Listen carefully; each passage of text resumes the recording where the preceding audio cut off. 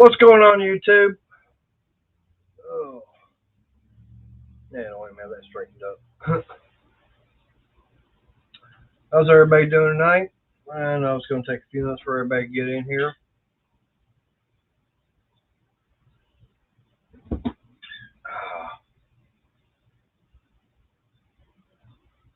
don't know, I got nobody watching yet.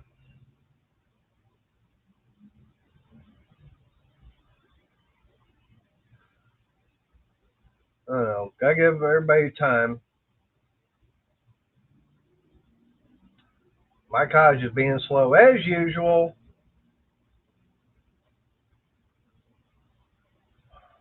Come on, Mikey. Mikey, wakey, wakey.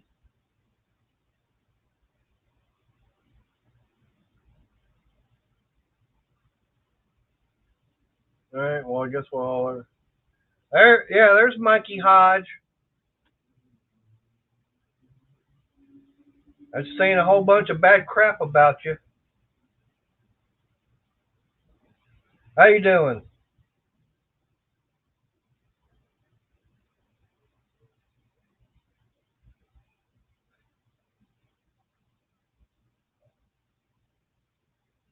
Tore up any Hondas today, Mike?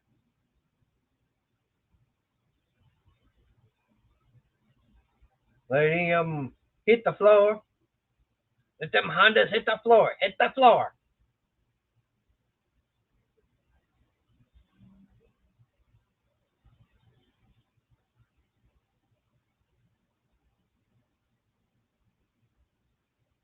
That's always a good thing. Yeah, I know. I had a long day myself, and I'm not having as ideal take, I like to say, not having apple juice. Been a hot day, so I'm having a big old glass of water. I think it's the second one.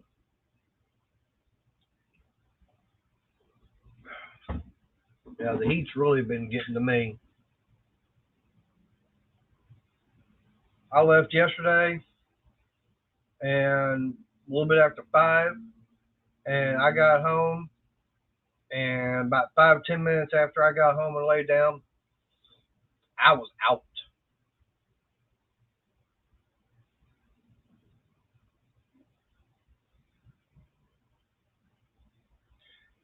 Well, hopefully it didn't take you 15 hours to do that. If you got it done in 3, you'd be doing damn good.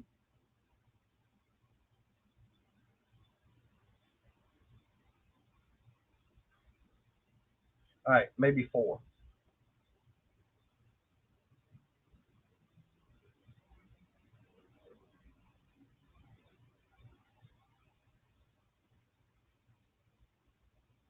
Took 7. Well, that's still not bad. I mean, considering the fact that, hey, what's up, Wayne? Appreciate you stopping by. Oh, subframe had to come out? Ew. I know, Wayno.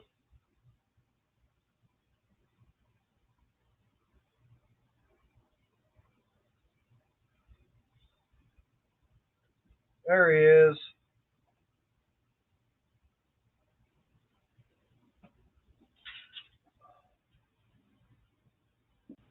Oh, wait. What's up, Cajun? Hey, Mater, how you doing, mon ami? Tired after a long day. I hear you. Yep, I was just telling Mike that, yeah, yesterday, the heat and everything, I got home yesterday, and uh, about 5 or 10 minutes after I got home and laid down, I was out. I mean, I was wore completely out, and on top of that, considering the fact that I didn't get to sleep till about 2 o'clock Tuesday morning, so Yeah, I wonder what happened with that. Yeah, it's like there's some weirdo over there in Louisiana that kept me awake. Yeah, I guess it was my fault there. Yeah.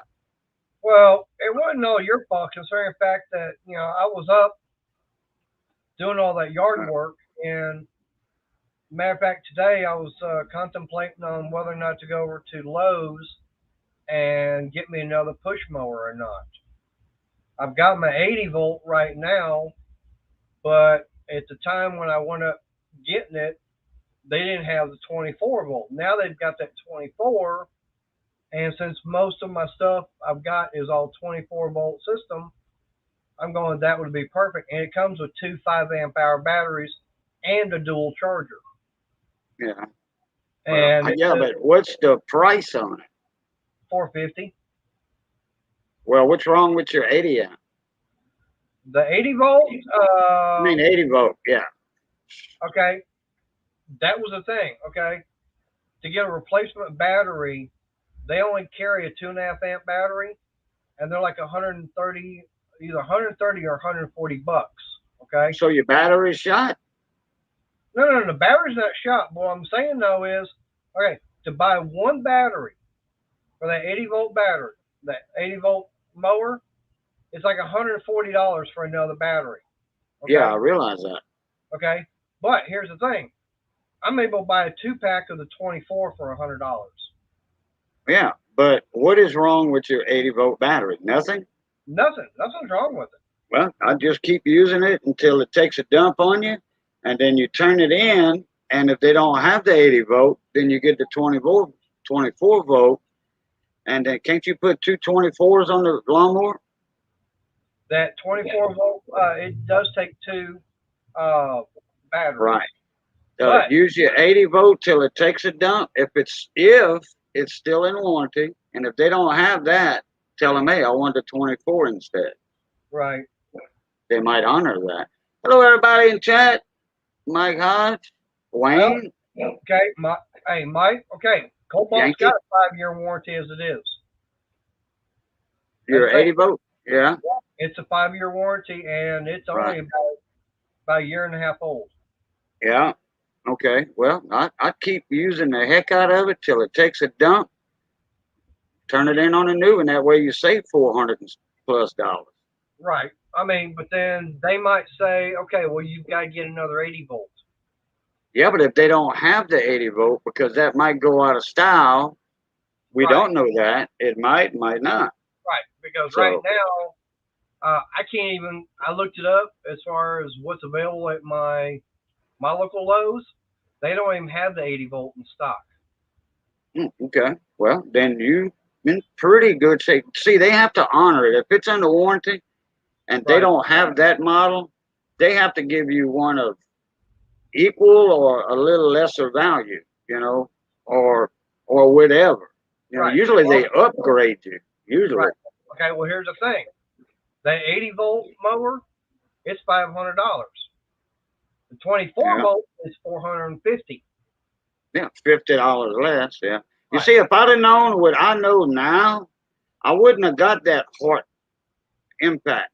I'd have went on ahead, and I told Johnny this. I said I'd have went on ahead and got the Cobalt just because of the warranty. It might have been $10 more or $20 more for the Cobalt than the Heart, but I'd have a better warranty. I'd have like a 3-year warranty or 2-year warranty or something. Now I got a year or 2-year warranty, yeah, but I have to ship it off to the manufacturer. Right. Where with the Cobalt, all I gotta do is have my receipt, walk into Lowe's, show them the receipt, say this is bad. That's right.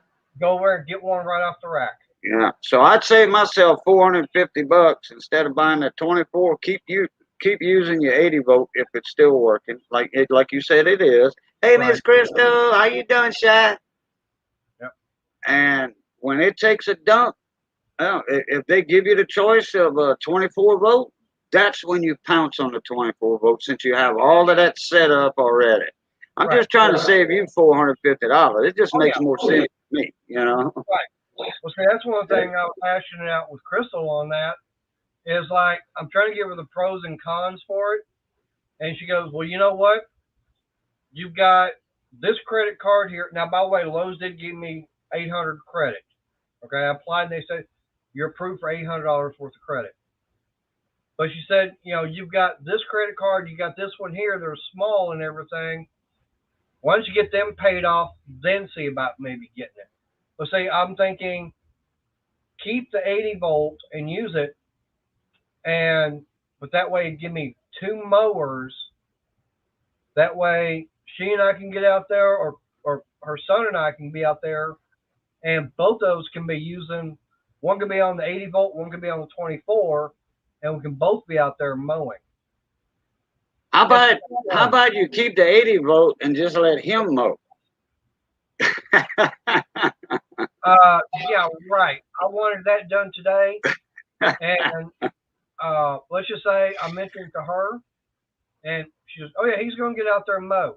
I don't know. Look, I just have to pop that out. I know. Well, up like this. I got home for lunch, and I looked at what he did and everything. He got out with the 80 volt weed eater. Oh, he did? Yeah, he didn't do it with the mower. Okay. There she comes. Hey, I like those the electric lawnmowers. Man, I used one already when I was in Arizona. I used one electric mower. They are quiet. They light. You know. It was a very small yard. In Arizona, you don't have much yard anyway, and the little bit that you got for grass is around a swimming pool. So it took a whole 5 minutes to mow the yard. Oh yeah. I wish it would take that long here. Yeah. It took 20 minutes just to get the front. Yeah. Yeah. Yeah. Okay. For one thing, Cajun. Cool. I need to For shake. me, okay. When my parents bought this property, the block was divided up for 5 houses on each side. Okay. Well, whoever bought this property originally, they bought 2 properties. They got the center, and as I'm looking out the front door, okay, I got a house to my right, then there's one on the corner. But going this way, we own that property also. Then there was a house on the corner. Okay? Yeah, you have an extra lot, like I got it. Right. But here's the thing.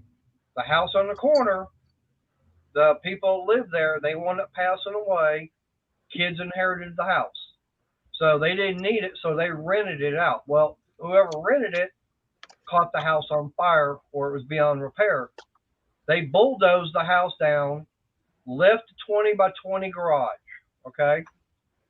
My parents wound up buying that corner lot. So basically, we've got 3 lots on this side of the block.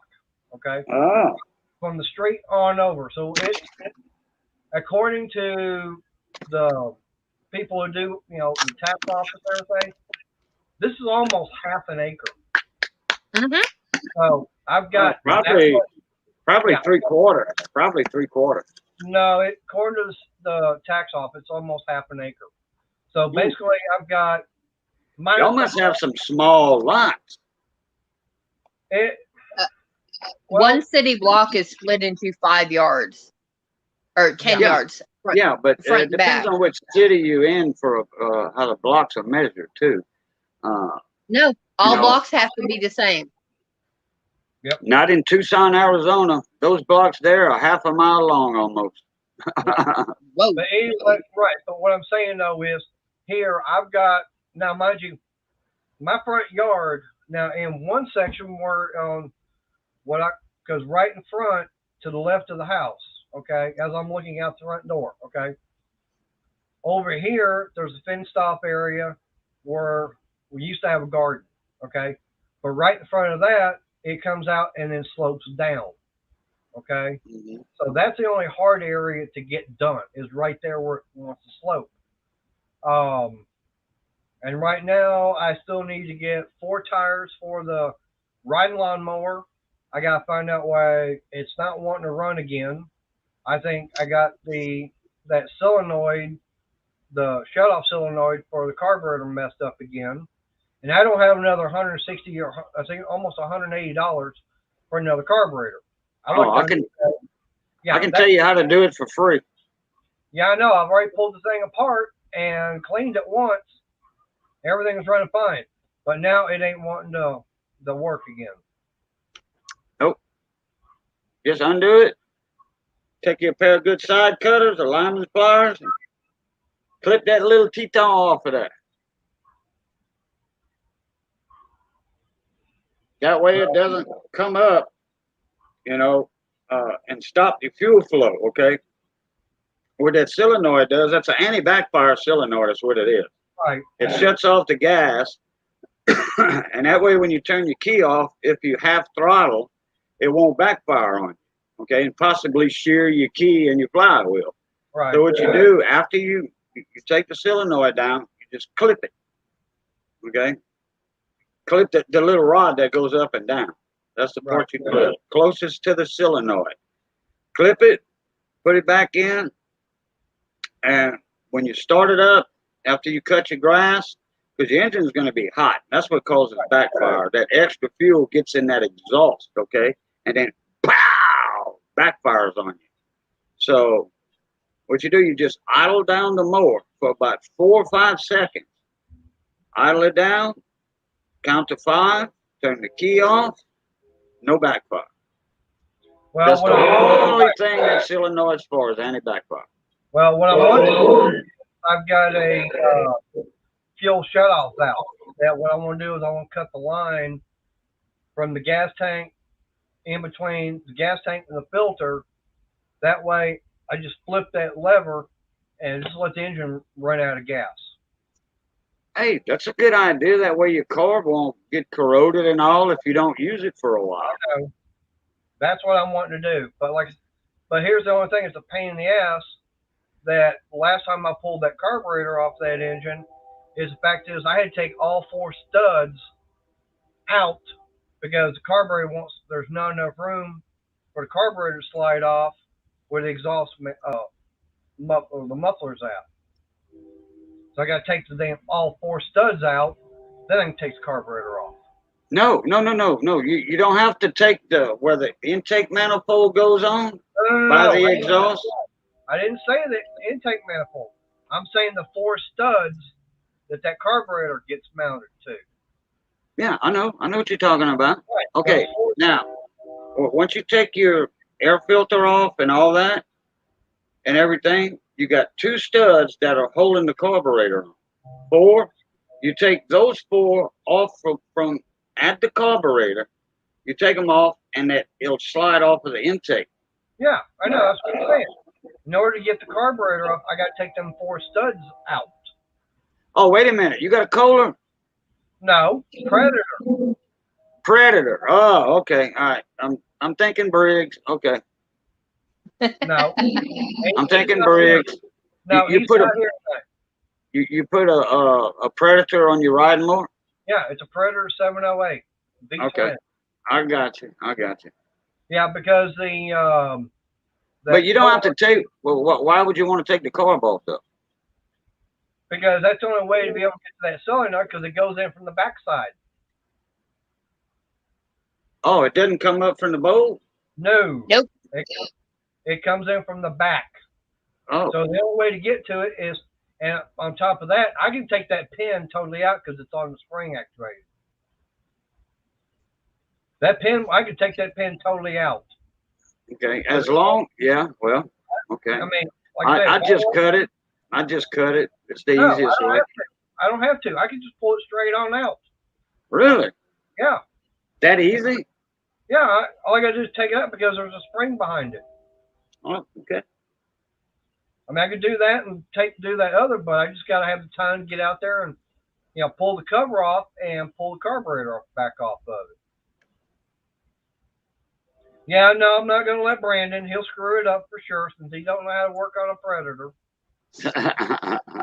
Wayne said, I got 2 wheel horse 12 horses that I've had since 96, and they both still look like new. 500 hours on them. I'll keep burning gas. Yeah, as long as I got a running mower, I'm gonna, which I don't. I gotta put a carburetor kit in my push mower. Well, see, that's one thing. I'm a small engine mechanic, and I don't have a running lawnmower here. Well, see, that's the main reason. Sounds like my dad.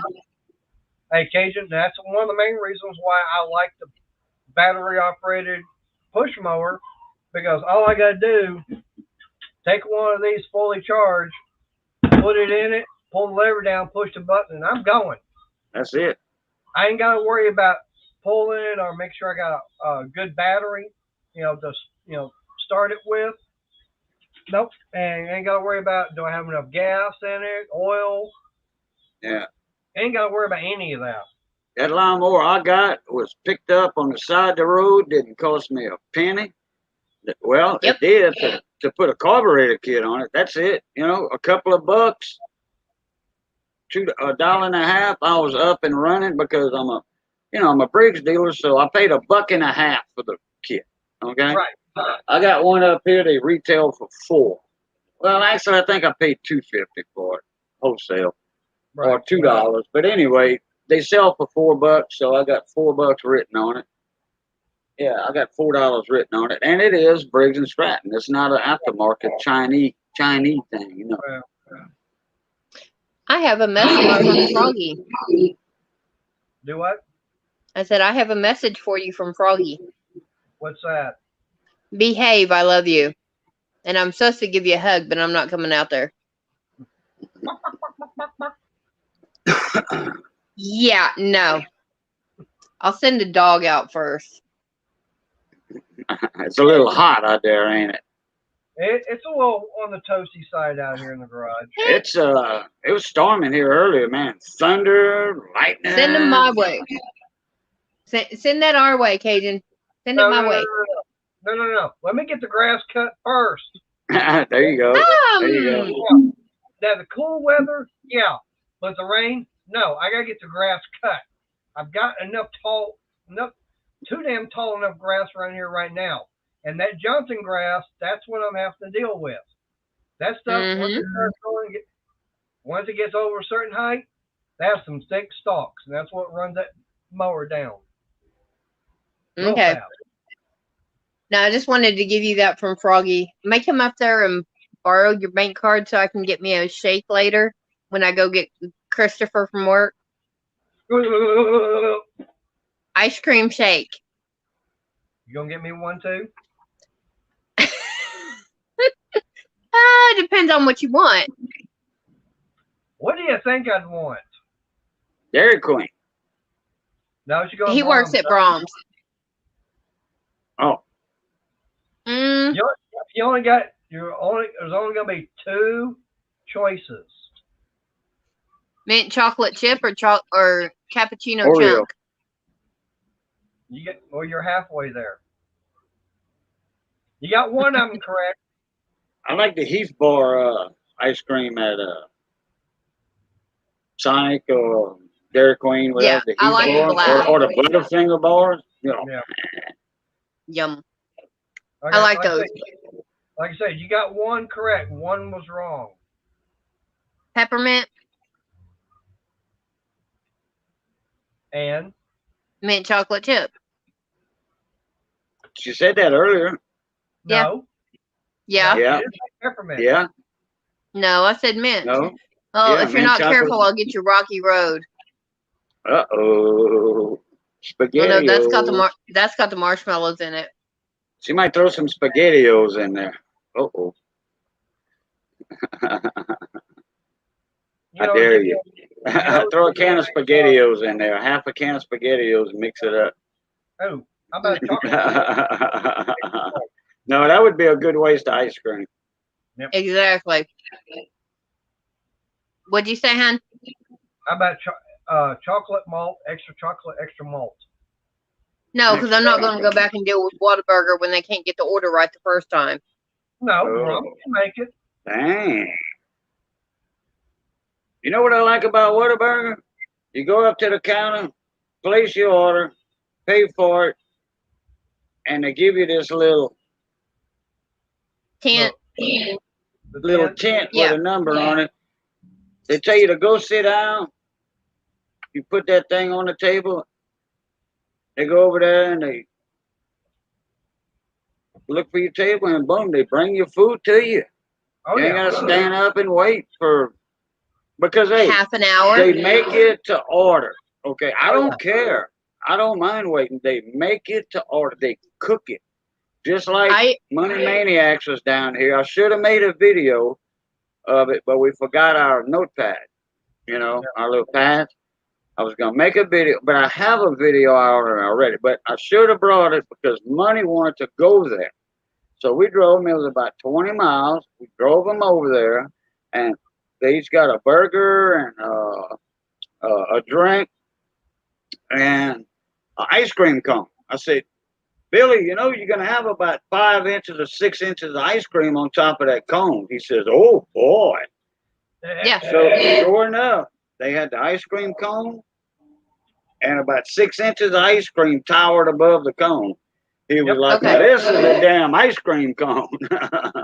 Boo, they messed up from the get-go. We wanted large. They gave us medium. The Large lights, fries, and drink. Oh, okay. They gave us medium. That's what they charged us for. So I wasn't too unhappy with that, but we ordered large. Yep. You ordered large, but they mistakenly put it on the ticket as medium. Rang it up as medium. Yeah, no, and that's all we paid for. No, they rang it up as large, but we got medium. They rang it up as medium, honey. I looked. Oh, did they? Yeah, at least they didn't gyp you, you know, because they'd have gave you a free meal. If you complain to Whataburger, I complained one time. They gave me somebody else's order, okay, which was very close to my order, but it still wasn't my order. So I called them up and told them, and I wasn't happy. They said, okay, here's a code number. Write this down. I wrote it down. They said, your next visit, your meal is free. Okay. Gotta have this code number. So I did that, and they gave me a free meal. Hey, I was satisfied. Okay, that was number one. Number two, he ordered onion rings, which was fine. The fry hopper did not have the heating light on. So they made his fries right after we made the order. Right, my onion rings. We asked for medium or large shakes. We got medium. They ran out of fries. And a girl that came back on shift right before our order was ready put down one basket. The other girl that took our order put down one more basket. And there were 6 orders waiting to go. I asked the manager, I said, where are you at? And I gave him our number. He said, we're waiting on fries. I said, good. Get me a large onion ring because I'm not taking that medium that's been sitting there for 30 minutes. Then the girl started arguing about what size meal we had ordered. And so I'm not very happy with that Whataburger. Hey, Jamie. Yeah, but here's the thing. Yeah, it took 35 minutes for us to get our order at the one here in Ennis. But now, Sunday, when we went up and met Money, okay, what, 10 minutes at the most is all it took for us to get by the time we placed order? By the time we Not got even. It? Not even. And basically ordered the same thing. Yeah. But we got the large. We got everything was right at the one on the highway when we met Money, except that they were out of the pico de gallo sauce for the burger I wanted. Yeah, they put ranch on it. That's fine. That actually worked better for me. Right. So you can order burgers with pico de gallos on it? They have one out. They have one out. It's a pico de gallo burger, and it's got a special jalapeno sauce with it, and it's out for this month. I bet you that's probably a Texas thing, and not down here. That's probably a Texas thing. I love pico de gallo sauce with a burrito and all. Oh, man. Oh, yeah. I'll load that up in there. I don't care. But, no, I know in Oklahoma, Kansas, Texas, and Nebraska are the test market for Burger King and McDonald's. It may be the same for Whataburger. And if we I haven't been at a Whataburger here in a long time. And the closest one is in Lafayette on Ambassador Caffrey. And I wish they had one on the north side of town. Because sometimes we do go to Lafayette on the north side, though. You know, Lafayette's a pretty good sized town. 200, 300,000 people or more now. Yep. So, That's 710. going through that Ambassador Caffrey Parkway, it used to be the bypass of Lafayette with 2 red lights, like a 5-mile stretch, 2 red lights. Now they got a red light on about every 4th block. Yeah. And I got to make a comment as far as what Mike said. Yeah. And these people want $15 an hour, and they keep screwing up an order like that. Right. No. If you cannot do your job, you don't deserve that much money an hour. Okay. For one thing, no fast food should be paying that much. Okay. It's for someone to learn how to work in, that as most of the time it's going to be kids in school. Okay. You're there to learn how to do stuff, how to work with somebody to get experience before you find out what kind of job you're going to want after school. Okay. You don't need to be making that much money an hour. You're there to learn, and you're not going to be trying to make a living on it. Yeah. Unless you become a manager, No. Now, hey, well, okay. The McDonald's and Burger King. I know the McDonald's for sure, or is it the Burger King? There were some people that were, what they call them, exchange students or whatever. Mm-hmm. Well, not really exchange students. These people were going to college in Alabama. And one girl, she was from Poland, the other one from Russia, and the other one was from somewhere.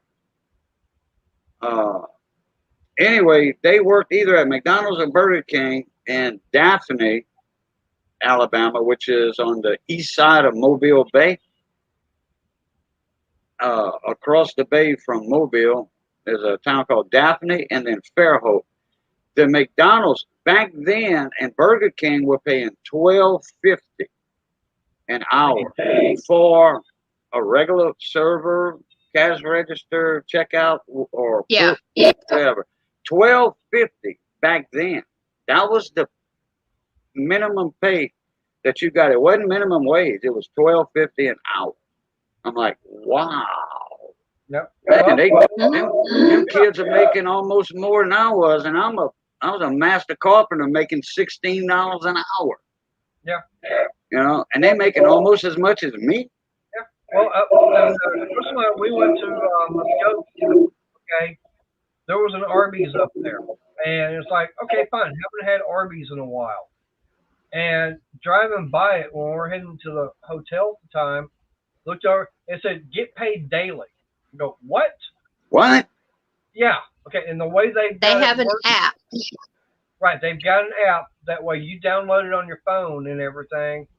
And your hours basically go to a card that goes straight to your, you can check it with your phone and everything. And it goes on basically a pay card. So whatever you work that day after midnight, it goes right onto your card. Yeah, and the Taco Bell here in Ennis has the same thing. Huh. But yep. All right, I'm gonna drop out, take about an hour nap, and then go get the brat. Oh, you tired? Feel bad? It's just, huh? Feel bad? Tired? I'm just tired, and I've been working with black yarn. Yep. Ask Missy how that is. I've never heard her complain about black yarn crochet, But I can imagine that you got to look for the, well, Missy, she doesn't make a mistake, hardly ever. She can watch TV and crochet, okay? Yeah, watch a movie and crochet. She doesn't have to look. Yep. Yeah. But I with black sleep. No, not in my sleep. I think she has done it in sleep. Or at least she's dreamt she's been doing it. Hey, one time we were selling watermelons at Rocky's restaurant, Rocky's Cajun Kitchen over here, and we bought a sack of purple hull peas from a friend of ours. I think it was $10 a sack, a big old crawfish sack full. Mm-hmm. And she's on the phone, and here these three old ladies, older ladies, come up, and I asked one of them. I says, "Are you a Boudreaux?" She was like, "Yes, I am." I said, "Are you Helen's sister?" She says, "No, I'm not." She didn't like Helen Boudreaux for some reason. But anyway, I think that was one of her cousins. But she favored the Boudreaux, you know. You know, a certain family, you know, cousins and all, they'll resemble one another. So anyway, Missy's on the cell phone. These ladies are looking at the watermelons. And one lady tapped the other two. She said, "Hey, look what that girl's doing. She's on the phone, shelling purple hull peas with one hand. Just as fast." They said, "She does that faster than I can with two hands." Yeah. Hey, Missy is multi-talented. Let me tell you, she's multi-talented. Yeah, I've had for the past 2 days. He's come home and and gone to sleep, and I've just sat there and crocheted while the TV's going. Yep. And he's like, he wakes up and I had another inch or two added to the width of the blanket, but black yarn is hard to see. Period. Oh, It is hard. okay. It is That's hard. why It is hard to see my. I figured it had something to do with seeing and all with the, you know, making sure you don't make a false stitch and gotta take apart a couple I don't of mind rows. I don't mind pulling it out. That's called frogging. I don't mind that, but the less I have to do of that, the better. Yeah. And Hey, considering Missy can start at 8 o'clock on a dress or a sweater or something for a baby, you know, a baby outfit. And she was telling me today, I want to make a baby outfit, you know, a baby sweater or wherever with a gonsolet, you know, y'all call that, a bonnet, yeah, a gonsolet, some booties. I want to make a whole baby outfit, and then I want to put that up in one of your auctions later. I'm like, okay, not a problem. Yeah, we call it's the jacket, dress, the gonsolet, as you call it, or bonnet, the booties, and a diaper cover and a small blanket. Yeah. That pretty much we call that a layette. Okay. Because you would lay the baby out in it for pictures and stuff like that. Right. We just call it an outfit. Well, you know, when you're doing it's the whole thing. It's the whole outfit. You know, the blanket, the dress, or the sweater, or you know, the booties, and then she even does some the diaper cover. Yeah. Hey, Eleanor, how you doing? If it's just the outfit, the diaper cover, jacket, and dress, and the bonnet and shoes, it's just a baby outfit. But you add the blanket to it, and we call it a layette. Don't know why, but that's what they do. Yeah. But yeah. All right, we're going to take you a nap and holler at you in about an hour. Yeah, 9:45. Don't let him forget, Boo, because he will. No, I won't. Oh man, don't rely on me, because man, my memory's shot. Yeah, I'm the wrong person. Now, maybe Missy, if you tell her, hey, in an hour, okay, in a half hour, she's gonna be reminding you. You know, oh yeah. If I tell her we going to Holly Beach in 6 months from now, and tell her what day we going in 6 months from now, she's packing up tomorrow. She's getting ready. 6 months. Oh yeah, and she will remind you every day. All right, I'm gonna drop out. I'll see y'all later. Hello and goodbye to everyone in the chat, because on my phone I don't bring my chat up. All right, night, guys. I'll try to remember. I'll come track you down in about an hour. Oh. How you doing, Eleanor? And Princess Jamie? Yep, I say Jamie in there. Yep, I know. I got something I want to show her. Uh-oh. Hey, remember, keep it family friendly. Oh, yeah, yeah. Oh, yeah. Man, I swear this is her. If it's not her, she's got a twin sister. Uh-oh. Did you see that? Did I send you that link to that video, Nate? I don't know if you did or not. I thought I did. You might have. This was a couple of weeks ago, week and a half, about 2 weeks ago, probably.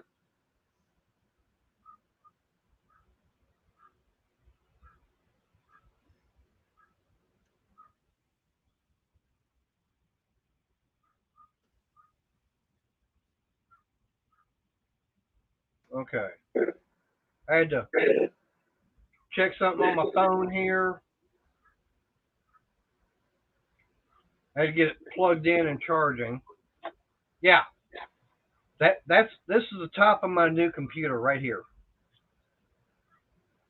Oh, I'm not on find it. StreamYard. Hold that thought. I'm not on StreamYard. It's gonna take me a minute to get back. My peppermint peanut butter, no. Now, if it was like what I had last night, peanut butter and marshmallow, yeah, I can go for that. Peanut butter and marshmallow.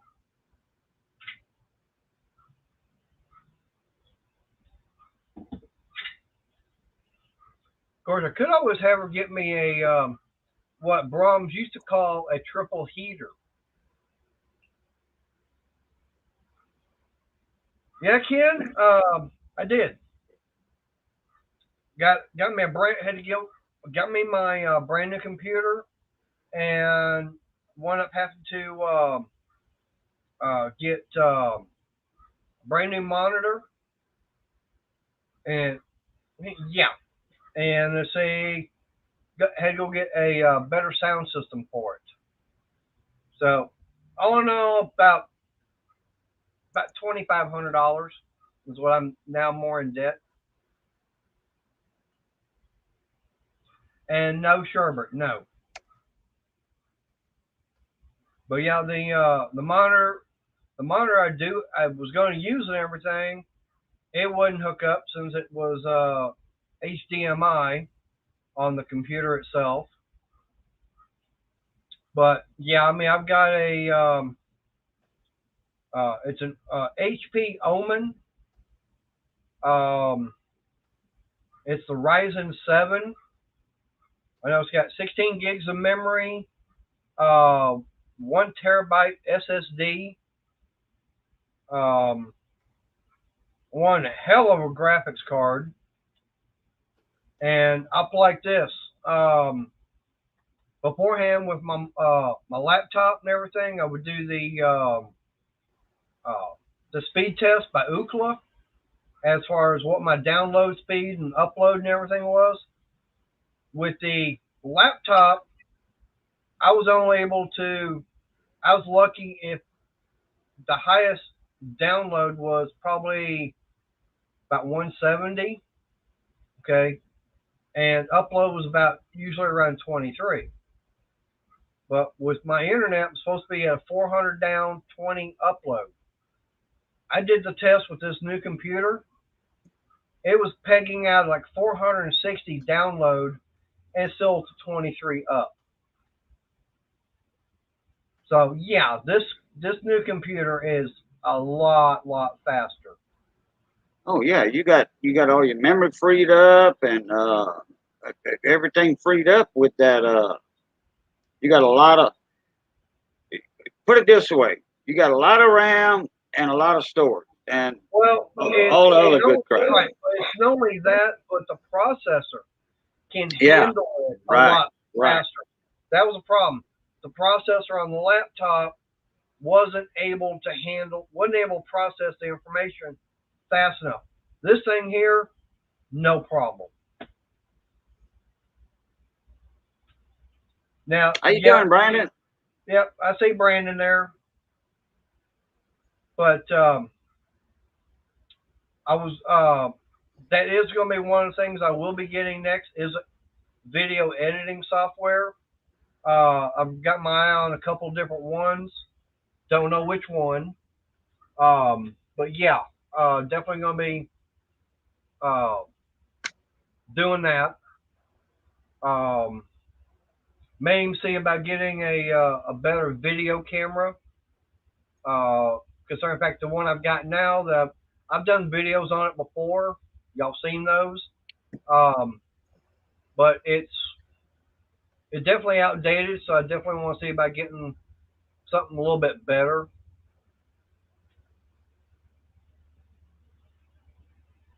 Okay, let me see the top of your computer now. What you were showing earlier. Oh, I'm just saying I got my here. This is my phone. It's sitting on top of the computer right here. Oh, okay. I thought you were showing it on the camera and all that earlier. Oh no. Oh, okay. Now, if y'all don't mind the mess and everything, I'll turn the camera around. Hey, that's fine. I gotta undo it here. But yeah. There it is. Ooh, what is that? A Omen? Yep. As you can see, there's my monitor now. Yeah. That's a big monitor. But it's like, Oh, is that a glass side? it's plastic. Yeah, plastic see-through. Yeah. Okay, what are those two up and down things? That's your RAM card? That's the memory, yeah. And I've got that's your RAM cards. Okay. right. You got room for two more? There's room for two more. Yeah, I would do that too. Now, I would leave it alone for a while, then add them later.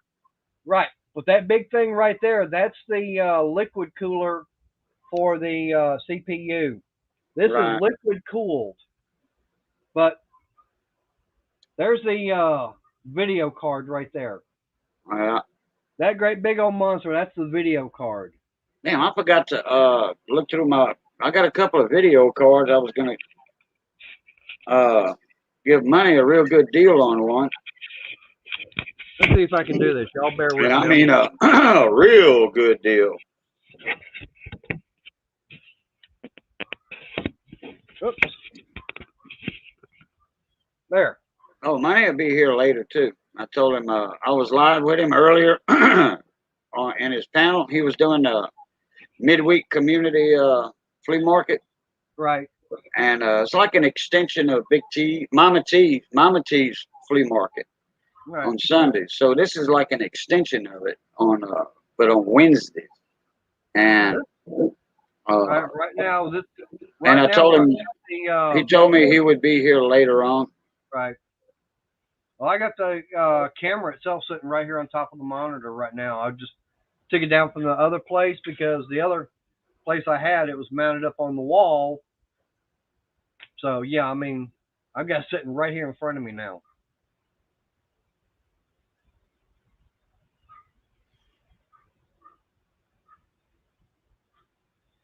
With a stall service bed for $2,000? What? Oh, okay. You, Brandon. Yeah. I thought he meant Jamie might be buying one. I'm like, oh, man, that's a good deal, Brandon. Man.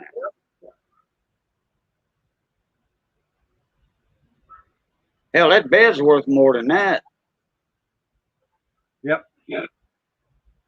But yeah, like I said, that's the new computer and everything. So, and I want going over because I've got this little boom box that I wound up getting. I had it hooked up, give me a little bit better sound when I had the laptop. But since I got the computer, it's like I could hear it, but the sound was always off to one side. And it's like, I like it, but not quite. I like having that stereo sound. Okay. So went up going over to Walmart, and for like $40, I just picked up a little Logitech style speaker system, and it's got the subwoofer. So I've got speakers over here, and I got the subwoofer on the shelf below the the table. Yeah, I got a system like that with the subwoofer, and you plug the one of the speakers is already in it, I think, and Right. then you plug the other speaker in, or plug both of them in, and then uh, one of them has a volume control on the neck of the speaker, and man, that's a fine speaker system there. And my cousin gave it to me. It was one of the radio stations. It was, in fact, it was in my cousin's office that owned the station. It was in his office, hooked up to his computer, and I got his old computer. And the engineer, Paul told the engineer, look, whatever Boo wants, do it for him. Right. So he put the antivirus, Norton. I think it was Norton, or not Norton. What's the other one? By Norton. Anyway, it's the ones the radio station uses. Right. I had a lifetime package, antivirus, lifetime. They paid for it. It was under their license. They paid for it. And like, wow. And I think I had like 25,000 songs on it in one of the hard drives. 25,000 songs. Yeah. So he knew I wanted to start playing music again, DJing again. So like, here you go. You know. Yep. Here's a little bonus for you. Hey, Brandon, just want to give you a heads up that if things go correctly Saturday, I hate saying it, but you probably won't see much of me on Saturday nights. Because I'm not going to be around if what I'm looking at getting Saturday goes through. Yeah. Now, during the wintertime, yeah, I'll be able to pop in for Saturday night streams, but during the spring and summer and part of the fall, nope. You won't be seeing me. Probably see about getting that new race car. Might be new to me, but it's a used one. Yeah, that's the one you was telling us about last week. Yep, and that's the one that's right now. The car is about an hour away from me. Made us getting a job at the strip club. Let me getting one. I've already got one there. Happens every night. It's in my bedroom.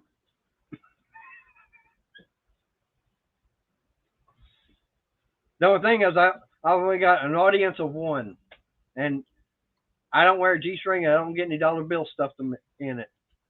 You don't? No, Hey, you gotta have a dollar bill every now and then. I get paid other ways. Oh, okay. Like get your No Cokes and comment. soft drinks and your malts brought outside to you. And coffee.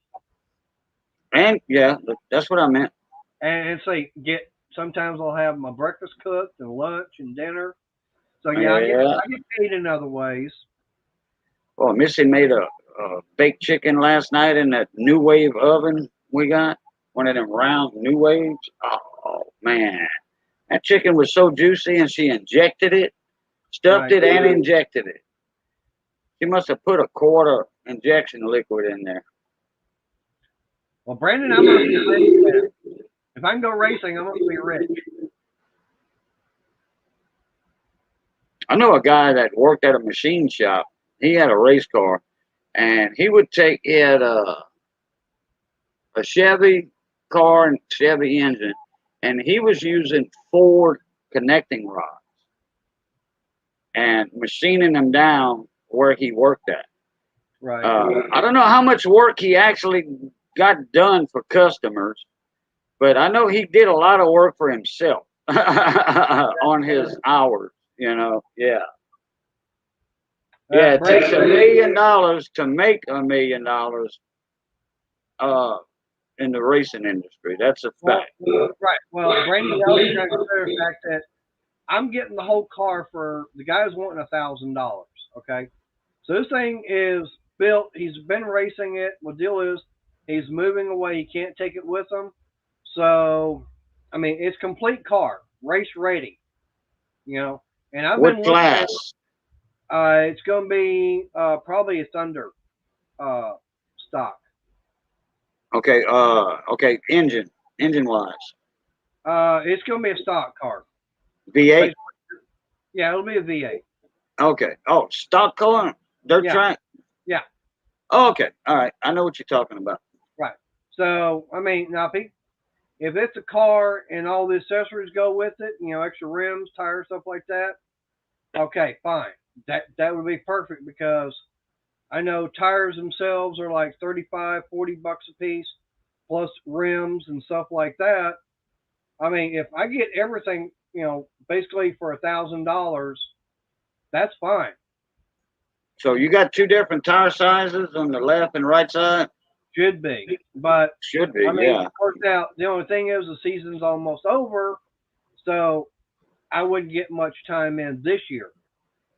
So, but that would give me a chance to, get the car out there on the track, find out how it's handling, start working on it, doing the change ups and everything. Find out what gears are in the rear end. Maybe see about getting a better set of gears for it. I'll change the car up because I've seen the car out there, and from what I remember, it didn't do so good. Could be the driver. Okay, it could be something wrong with the car. I don't know, but I can guarantee you that once I get into it, I'm gonna find out.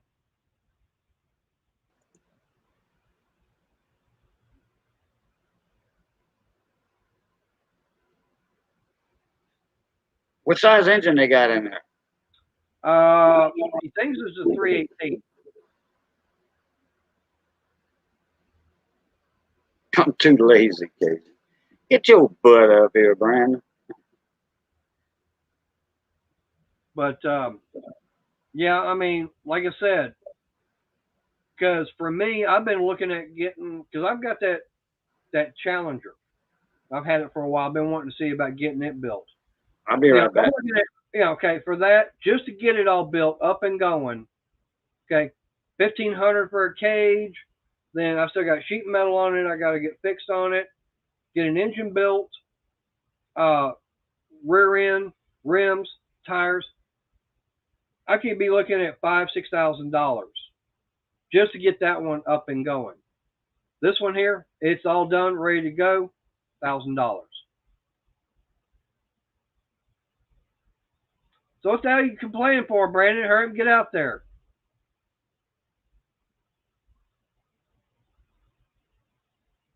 Okay, that's why.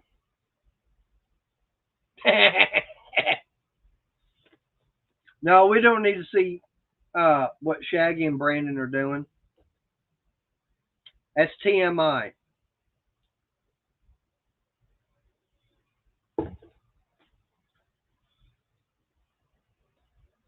But yeah, I mean that it's something like I said, something like that. That's a good deal on a race car. Because like I said, I've already got it all priced out how much it costs to get a car built, and that's from start. Like I said, to get one going, to get that Challenger up and going on the track, just to get it out there. Looking about, like I said, between $5,000 and $6,000, and 1,500 of that is just a roll cage, and that's finding someone that can do it. My only problem is I found someone who can do it. The only problem is he's almost 2 hours north of me. Taking it all the way on the north side of Fort Worth and everything. Almost an hour past Fort Worth, dropping the car off, coming all the way back, waiting for him to get it all done, then driving all the way back up there, coming back, then having the motor all built, hooking that up with the transmission, the rear end, and everything. Like I said, I'm looking at $5,000-$6,000. This car here, it's ready. Okay, fine. If I don't, run it, okay, I can very easily cut the cage and everything out of it. I can yank the drivetrain out of it and see about swapping everything over to the Challenger. Plain and simple. That car don't have a roll cage in it? Yeah, the one I'm looking at getting does, but the one that my Challenger doesn't. Like I said, I'm looking at $1,500 just to get a cage put in that Challenger. Oh, I got you. Whereas I can get this whole car, cage, seat, engine, basically get the car, put it on the trailer, take it out to the track, it's ready to go for $1,000. Well, I tell you what, we was at the races one day at Pike County Raceway in Magnolia, Mississippi, in Pike County. Man, look, the last lap of the race for the stock cars over there, there's one favorite guy, okay, but he was a hothead anyway. They was in the curve, okay, and I think number three turn, or number one turn, and this guy was right by him and caused him to spin out, whoop. So that guy, okay, under caution right there. Actually, no, I was in turn number 3. So they had the caution flag out, or right before the flag came out, the guy that caused him to spin out crossed the finish line, and he went right there in the celebration area, no, they didn't do that on that track, like NASCAR does. They didn't do that. Right. Well, they do it out here at mine. Well, this guy didn't do it. He was probably expecting something. And this other guy come up there in his car, and he jumped out. That's when, security came right there, because he was fixing to whip that boy's butt. Oh, yeah. That will happen. But now, the one thing I don't like about the racing now compared to when I did it years ago is that there's 2 classes. You've got the Thunderstock, and then you've got the I think it's street stock, or it's factory stock. Okay, there's only 2 tires you're allowed to run, and you have to run the NASCAR pull-offs, and there's only 2 sides you can run. There's Frank. Appreciate it. Hey, Frank. Just don't forget to hit that thumbs up for me. I don't know who all has. I don't even know how many thumbs up I've got. I can double check. I did that when I first got in. Oh, I got. Hang on. Let me refresh. Oh, I got 6.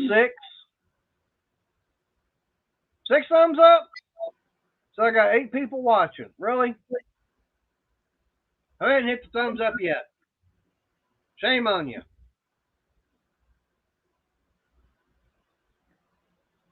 I see 8 thumbs up, 8 people watching. All right, it must have changed then. Thank you. Thank you very much. Yeah, 8 thumbs up, 8 people watching. 8 and 8. Yep, that's good. Now, I will say this, that's one thing I like about with this new computer. Well, I can switch back and forth, and it's like instantaneous. Brandon and Shaggy are finishing up. They'll be up in a minute. Oh, they was working on something? Well, that's what Mike's saying. Yeah, but Brandon said that too. He said, hold on, me and Shaggy will be up in a second. Yep.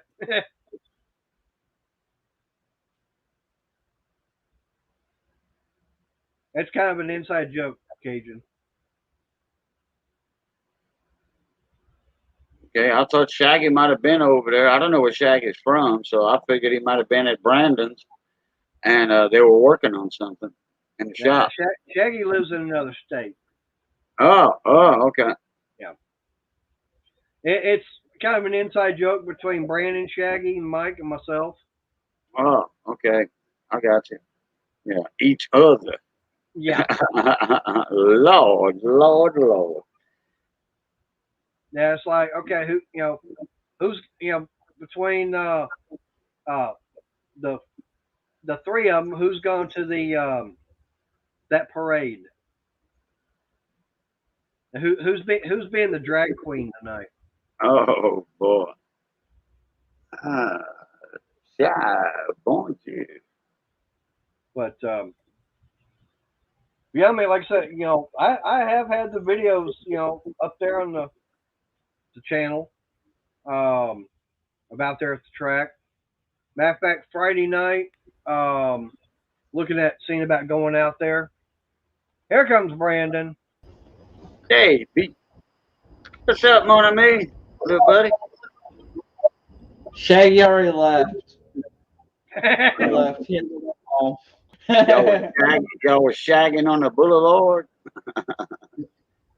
Oh, now, hey, Cajun, now. Oh, he got his wings. He got his wings done. Yep. Hey, but I know what that squeaking noise was. Probably the rear shocks and everything on that 4-wheeler. Oh, okay. Yeah, he got his wings done. Hey, Mason. What's that? Some 3/4 inch BC? No, that's 2x6s. Oh, 2x6s. Okay. Yeah. That Mike Hodge did. You have to weld some. You have to do some welding, then bolted that on. No, I bolted. I did a whole video, Cajun. You're behind. I didn't see it. I didn't get a notification on it. I cut angle iron and I drilled holes and I mounted it with big old grade 8 bolts. Okay, I'll check out the video. Don't give me the spoilers too much. I'll watch the video. I still gotta watch it myself. Something happens with this 4-wheeler in the video, so stay tuned. It's a surprise. Uh-oh. Hey, guys. It's Ed, the old tech guy. Hey, everybody. Hey, the old tech guy. Hey, Mason. They came in at the same exact time. Yep. Well, commented at the same time. Yep.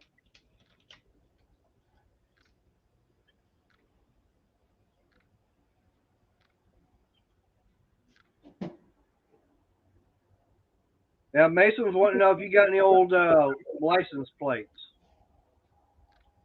He likes collecting them. I think I might have a few I boat would have to trailers. look. I think I might have some up in the barn. I don't know. I had to take a look. I might have a few old boat trailer license plates that might have the year stamped on them instead of the little sticker.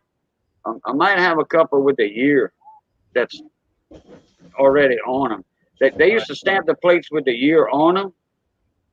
Now they just do the stickers. Yep. Yeah, and by the way, Cajun, I sent a message back to your cousin on those stickers and everything. I'm still waiting on a reply back from her. Okay. As far as, how much and Okay, Jamie. everything, whether or not she can use that picture, and I'm thinking, like 3.5 inch round. No, 3 inch. Don't go 3.5 because you won't be able to mail them in an envelope. Really? Yeah, in a regular standard long envelope, about 3 inches just fit in that envelope so I can mail it. That's why mine's 3x3s. Yeah, Okay. mine are too. I thought mine were 3.5 by 3.5, but they're not. They 3x3s. All right. And that's big enough. Look, Yeah. let me show you this. Okay, here's a standard envelope. Okay. And there's the sticker.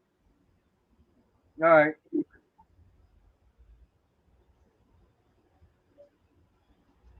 Well, I mean, I'm still waiting to hear back from her, so I always wait and see what she has to say as far as price and everything.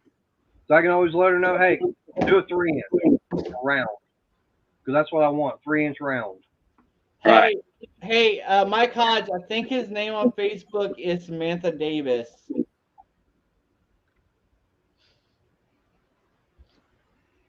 another Shaggy joke that you just have to be. Well, y'all was there. No, Mason, I did not get an email from you. I was waiting on that. I'll show y'all what I did to this thing yesterday. I took this off. This is the carburetor holder. It's wore out. It was worn out. Yeah, that will cause an air leak. Yep. I didn't do a YouTube video on it because I wanted to do a project that wasn't on YouTube. I just wanted to have fun doing a project.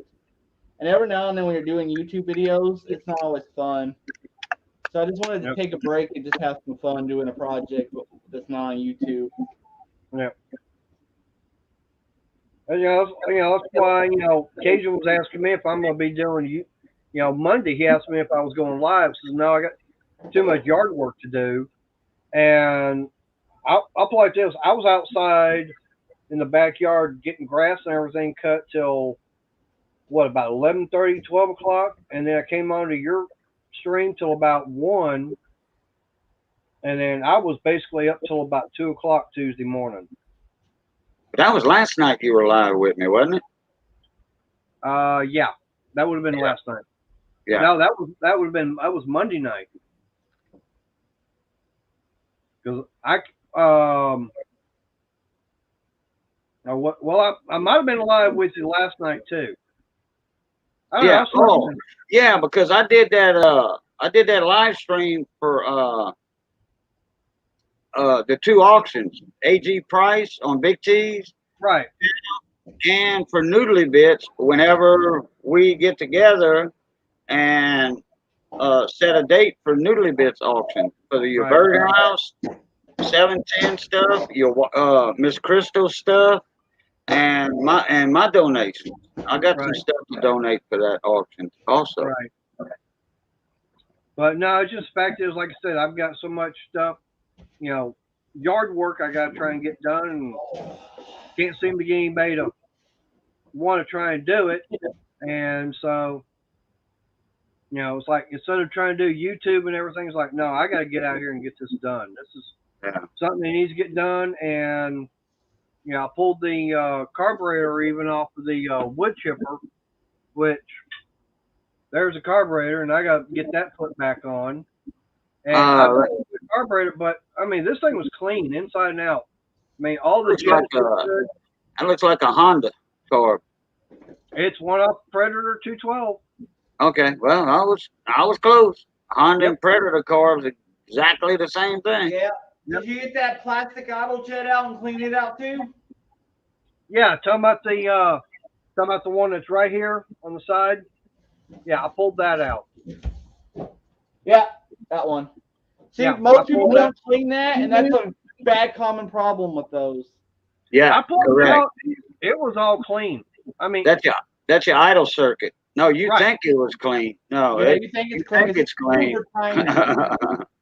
You can't even take a wire and stick through that. It's so small. Yeah. Yeah, that's where that ultrasonic cleaner comes in handy. Well, I mean, it's easy to pull out. Oh, yeah, it's a little plastic. Some of them are plastic, some of them are metal. Well, this one's plastic. I mean, it just... Yeah, but it's not that part, the plastic part. It's the inside circuit in the carburetor itself that has to be cleaned out. That, too, has to be cleaned out. But inside the carb, those 2 holes go in another hole that's in line with that. And that's your idle circuit right there. And that has something to do, it does affect your high speed also. They have to coincide with each other. Your idle circuit and your high speed circuit, they both have to match, be synchronized. If your idle circuit is plugged up, your high speed's not going to work proper either. Well, I'll put it like this. I've got it out. I can blow through it, so I know it's open. Yeah, well, yeah, that's the easy part on that plastic part. Eleanor said, in a week of being monetized, I made $19.19. Haha, at this rate, I bet I afford my own coffee. I have to say, thanks to my awesome subscribers, in the last couple weeks, 2 to 3 weeks of being monetized, clear $219. That is my estimated income. Yeah. That's not the YouTube chunk of it. Yeah. That's all going back to this race bike build. I'm buying all the parts up on that race bike with that. There's Bachi. Hey, Bachi. ¿Cómo se va après-midi? Yeah, I read that, Mason.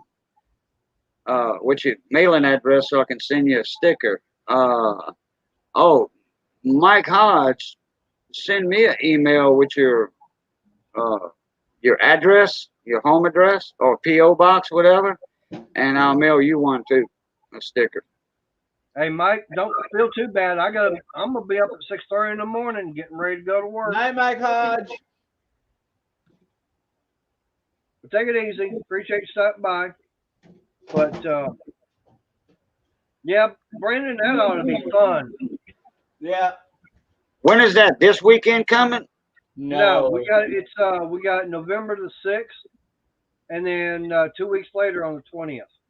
Now wait a minute. The race y'all doing the endurance race? Yeah. Oh, I thought that was this coming weekend.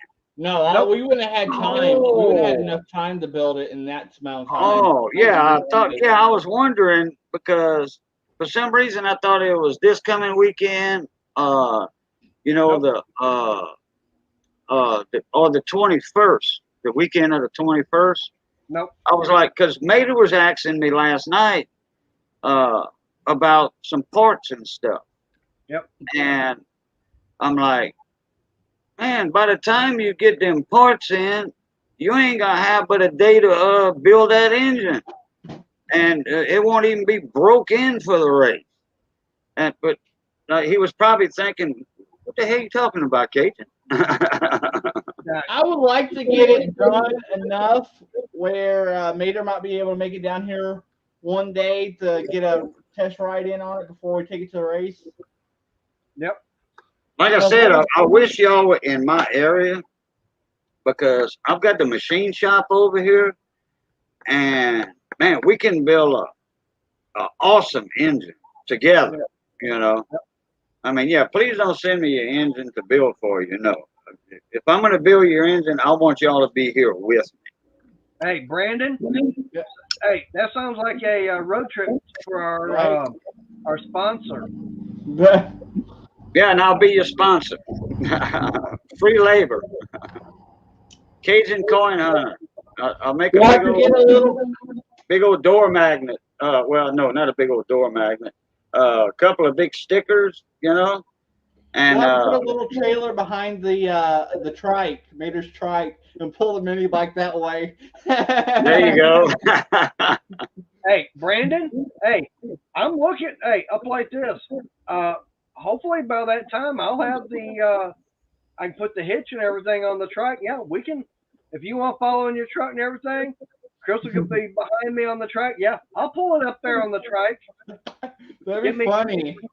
That'd be good for a YouTube video. Hey, y'all need to get the cutter. Y'all need to get the bore cutter though, because we don't have no bore. Wait, yeah, we do have a bore cutter. If we can find it. But yeah, hey, I go over here to Harbor Freight, get me one of those little little 4 foot by 4 by 6 trailers to get better rims and hubs and everything for it, because the ones that they've got, they're only maxed out at about 45 miles an hour. Yeah, about 55. So basically, I'd have to find better rims, better hubs and everything. Yeah, but I tell you what, man, you got to have a nice trailer to haul something like that, because some of them roads, I don't care what state you're in, some of them roads and them trailers ain't got no springs. Right. They just solid axle, man. And look, you'll bounce them straps to death. You'll break a strap. Your mini bike will fall out and hit somebody's windshield. I think it's gonna be straight, almost pretty much straight highway, ain't it, Mater, up there to that place? Yeah, it's all straight highway to me. Yeah, you got I-20 to I-49, which you take the the bypass around Shreveport, 3132. You take that bypass and you're on 49, way below Shreveport. But still in all, you got to have an enclosed trailer or put that in the bed of a pickup truck.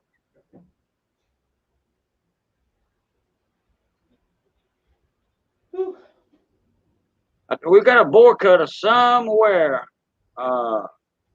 and it was used for Honda engines. It was used for Hondas because we did a lot of Honda pumps back then, and we'd bore them out. Man, you can't hardly kill them Hondas. Okay, that was cast iron sleeves, cast iron blocks, cast iron sleeves, and you can bore them suckers like 40 thousandths over, and you still had room enough for another 10 thousandths or 5 thousandths, and use some the same rings or chrome rings, and you were still in good shape. It wouldn't burn no oil. Yeah. No telling where that bore cutter's at though. I need Mater to get used to. I know he's used to riding a motorcycle, but let me tell you what, these souped up mini bikes, they whiskey throttle very easily. So you got to learn how to do the throttle on those. Because yes, it'll pop up like this. So you got to learn to ease into the throttle. It's a very touchy system. I had a yellow mini bike set up for it, and I had a lot of people thrown off because of that. I never got through off, but I knew how to ride it. I knew how to shift my weight into it. Hey, if I can handle riding, Albert and everything, which I've been riding for the past few days again. Hey, riding a mini bike, that's not going to be any problem.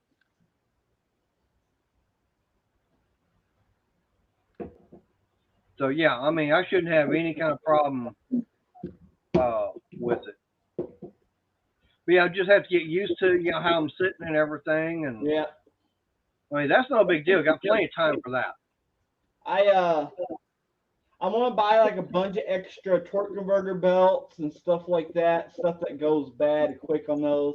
Master links, some chain to take stuff like that. I might even have the chain pre-cut into about the size it needs. So if something happens and need to replace that chain, it's already pre-sized. Right. Now, the tires. Okay. The tire, are they tubeless or tube? They're tubeless. I'd say run tubes in them. I need to look and see if I can find a better setup. Those are 10-inch tires. I need to see if I can find 10-inch snowball blower tires because they have like a really aggressive thread. Okay.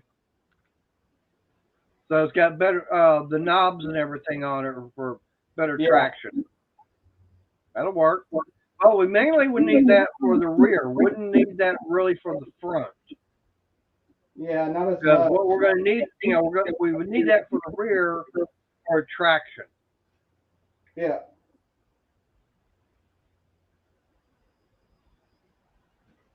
And I'm going to get.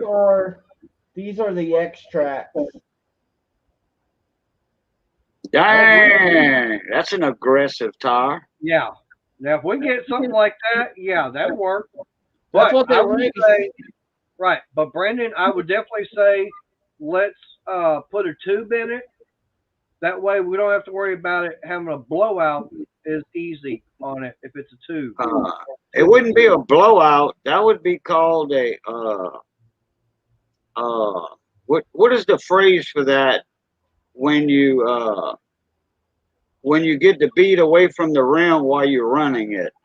There's a word for that. It's not debeating the tire neither. It's like not the bead's gonna separate from the rim. I forgot the phrase for that. Right. I'll be right back. I'll get something from inside the house. I'm gonna get to find these tire numbers real quick.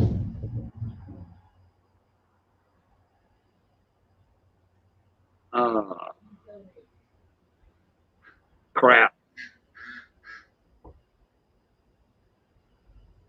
I hadn't said that phrase in quite some time. A blowout. Hey, Ed. A blowout is what happened to Jehu's hair on my channel yesterday. Hey, Ed, jump up in here, man. Let me Here, I want to see. send you the link. Here you go, Ed. When Mater gets back, he'll pop you up in. Oh, Ed, last night, when Jehu was up there first, okay? I know he was in your panel, but did you give him control of StreamYard some kind of way? Or you just popped him up there first, and when he said, okay, I'm going to get the other two guys up, then you and Dale came up? Because I'm wondering how to give control to my StreamYard to a panel member, to one of my panel members.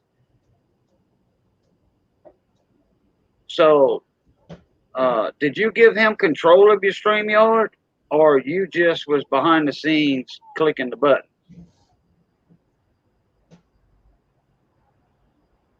You got to migrate. Oh, okay. No problem. I popped him up first and then came in. Okay. Now, is it possible to let somebody control your StreamYard?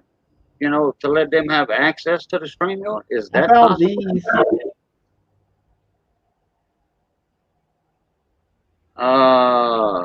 Yeah, that's another aggressive tire right there. $72 for the set. That's the cheapest ones I found so far.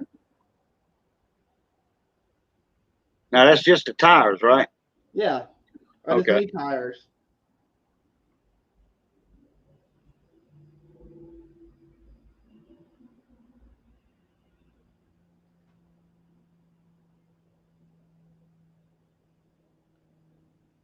Because I wish I could let one of my panel members have control of the StreamYard also, in case, like if my power goes out or something, StreamYard's still going.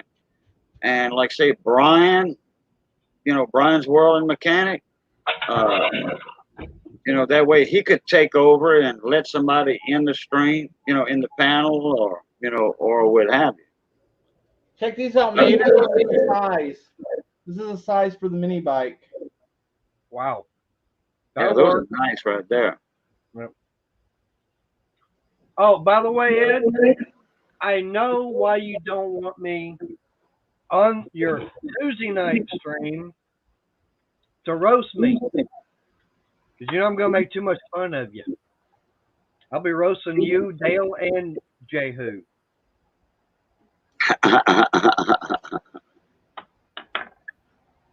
I'd make it worse than what they were expecting. I sent him an email last night. I told him something. I forget what it was. I made a comment about. Then I said, check your email. And it was about that old IBM PC Junior I had, glorified typewriter. You know, first computer, and you know, it's just a you know, had a keyboard, the monitor, and all, and with the little box under the monitor, and you put a 5.5 inch, 5.25 inch floppy, the real floppy disk in it. 5.25. Yep. You have to put DOS in there first. Yep. Put the disk in, close the flap down, the little lever down, lock that in, run DOS. Okay, and then your writing program, take that out, then put your writing program in for whatever you wanted to do, make a list or whatever. You know, all it was a glorified typewriter. That's it. Oh, yeah. And then you had your printer hooked up to it and all. And then I said, check your email. Because I told him, Jehu left, you know, he got a time limit there. And I says, hey, I'll come up in the panel and take Jehu's place. You know, I like joking around with y'all guys in there on the memes and stuff. Or memes. Yep. I call them memes. I didn't know no better. I call them memes. So, but he thought I was sending him an email with a picture of my old PC Junior. Would you read what I said was my first computer? Man, a bunch of people put that stuff up in there. Yeah, but you read what I wound up putting in there as far as what I had for a computer? Remind me. A 486 SX33, and it had 4 meg 30 pin SIM. And then 30 it was pin or 32? 30. 30? Okay. Yeah, 30 pin Yes. RAM chips, okay? At 4 meg of RAM, okay? It had a 100 meg hard drive, a 1X CD-ROM with both the 3.5 and 5 1/4 floppy drives. Huh. And I think a 14.4 dial-up modem.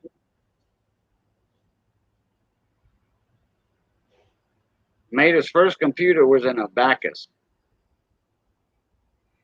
Actually, that was my first computer in Abacus. Well, yeah, okay, but yeah, the only thing is, yeah, that might have been my very, very first one, but my teacher was Ed. I mean, he already had to use it, way years ahead of that. When my mom and dad owned a bar room and grill, they had 2 bars and took a bar and restaurant together, and both of them were dance halls. The first one was a smaller one. Then Dad sold it, and then the house behind it, and then about 3 years later, Dad built another one, not quite next door because there was a full service gas station next to the bar that he sold. He built one right next to the gas station. That was a huge dance hall and restaurant, and the house behind it. Well, Mom had one of these. It's about that wide. It was made out of brass and about 7 or 8 inches tall.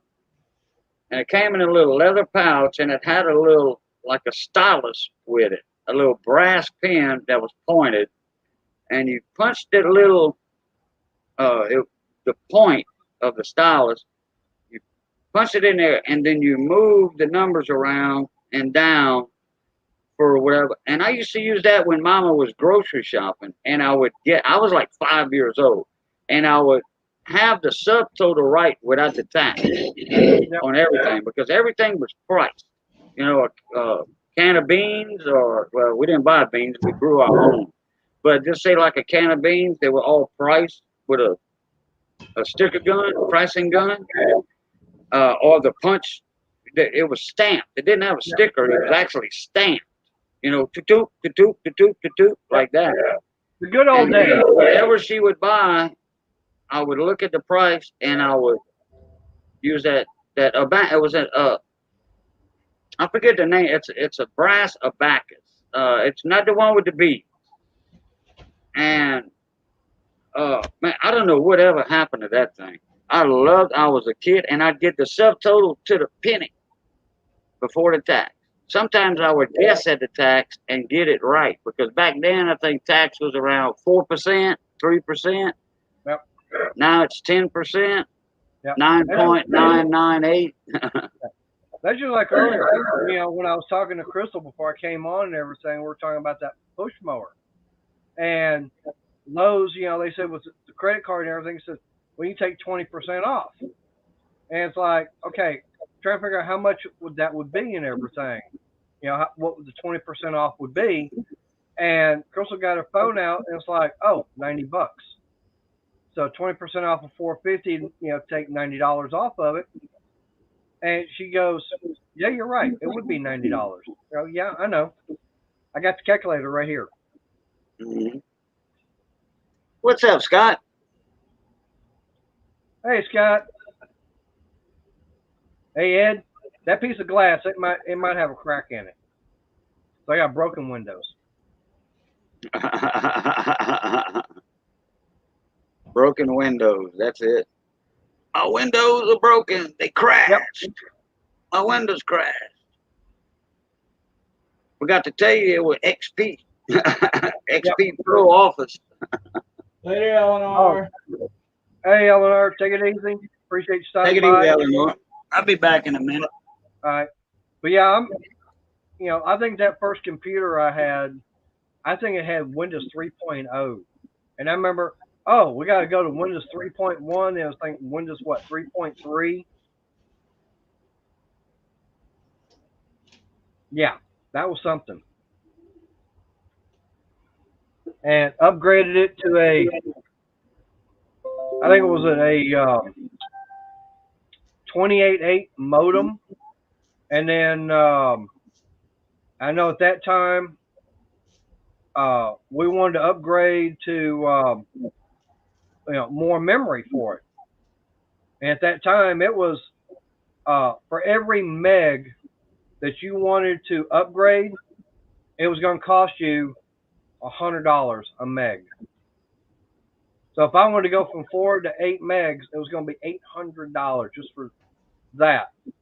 Like I said, that was all on 30-pin sims. But I got lucky that I found a guy who had some 30-pin sims. I think it was 8 megs, and he actually upgraded a customer. So he had had memory left over. I think for $100 is what it cost me to buy 2 4 meg memory. That way, get me 8 megs.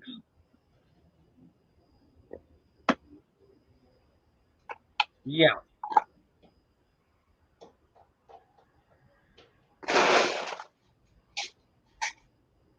But I tell you what really got me was I mentioned to a guy one time talking about the computer. I said, yeah, I had a 1X ROM, CD-ROM in it. He goes, they never made one. The first one that came out was a 2X. No, it was a 1X because I had it. I had a 1X CD-ROM. Oh man, talking about those pins, man. That was always fun if you bent one of those pins to straighten it back out. Oh man. I tell you what was a pain was if you pulled your wanted to change out to a better processor, and to make sure that all them pins were lined up. If not, if you bent one, you were screwed. Because that thing had to go in there one way only. But I think I can't remember if I upgraded that computer to a 28.8 modem or a 56K modem. Whereas back then, for getting on the internet and everything, it was all dial up, and it was all your chat rooms and everything. You were limited to one person at a time, and you were actually dialing in to someone's computer and everything, and you're only one person at a time. It was AOL chat, then it was MSN chat, and then it was Yahoo chat. Yep. That was pre MySpace and Facebook. I remember Yeah. those. I used to get in a lot of trouble on Yahoo chat. I was making mods or bots and stuff to kick people off the chat rooms. I was a bad kid. Scott, about the only thing I know about the sunroofs and the Durango is they're up here.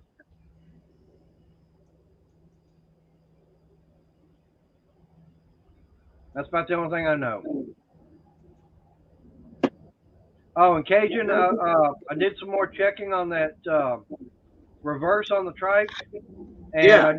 I finally did find the breaker and everything, but I've got other problems somewhere else. I don't know what's going on, but I reset the breaker and started the bike up earlier tonight before I came on.